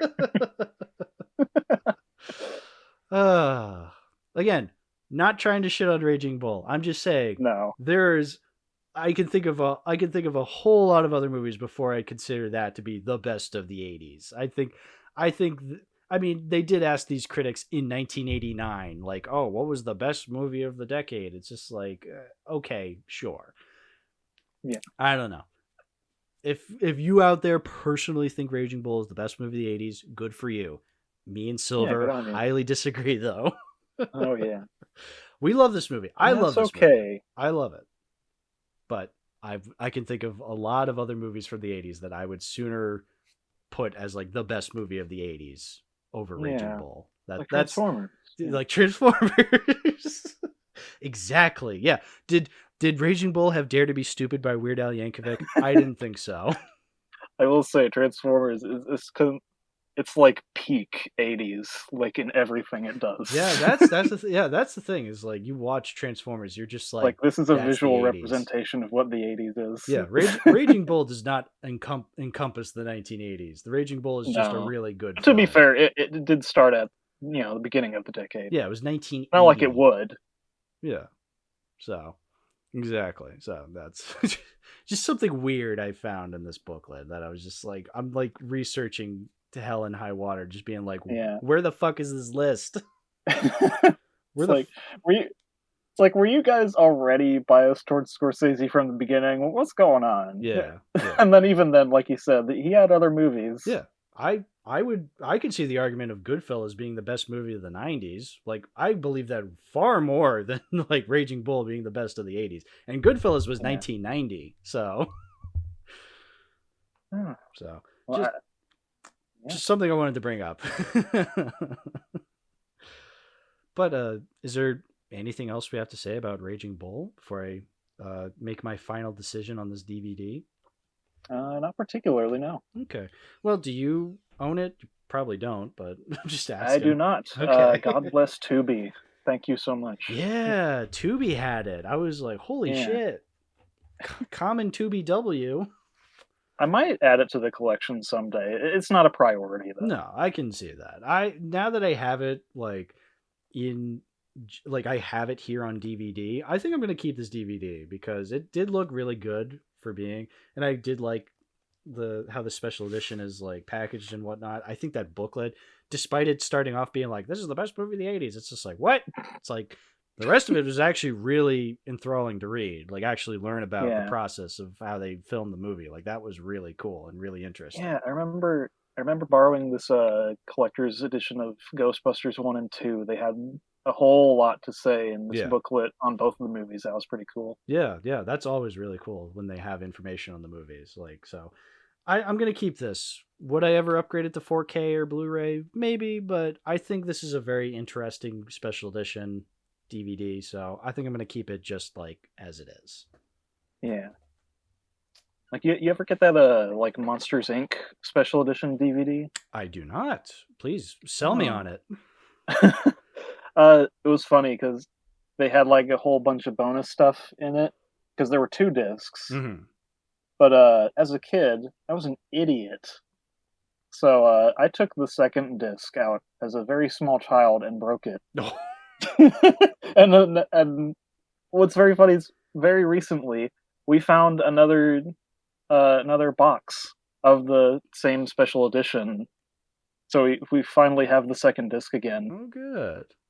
Crazy. Yeah, no, that sounds awesome though. I should get the. Oh, and the same thing happened with well, not the same thing, but The Incredibles had a 2-disc special edition. Well, that's what I grew up on, was the Incredibles DVD with the second disc. Yeah, I think I have. Yeah, did you ever find the hidden sock puppet recreation? I was only aware of the Mr. Incredible files, where like it was him and Frozone, the cartoon, Mr. Bunny. Was it Mr. Skipperdoo, the rabbit? Yeah, Mr. Skipperdoo. Hell yeah! And then I was even aware of the commentary that they had Craig T. Nelson and Samuel L. Jackson as Bob and Frozone, like actually commentating the fucking.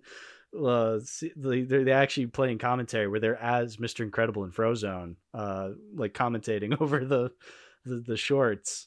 Yeah. Oh, dude, I think the Blu-ray has that all on one disc, if I'm not mistaken. I need to look into that, because that was such a cool DVD. So I need that Monsters Inc. because I grew up with Monsters Inc. on the blue VHS tape. I don't have that VHS tape anymore, and I'm kicking myself for getting rid of it.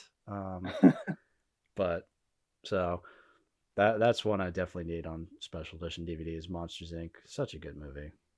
Yeah. I can get you that Incredibles thing in a sec. Yeah.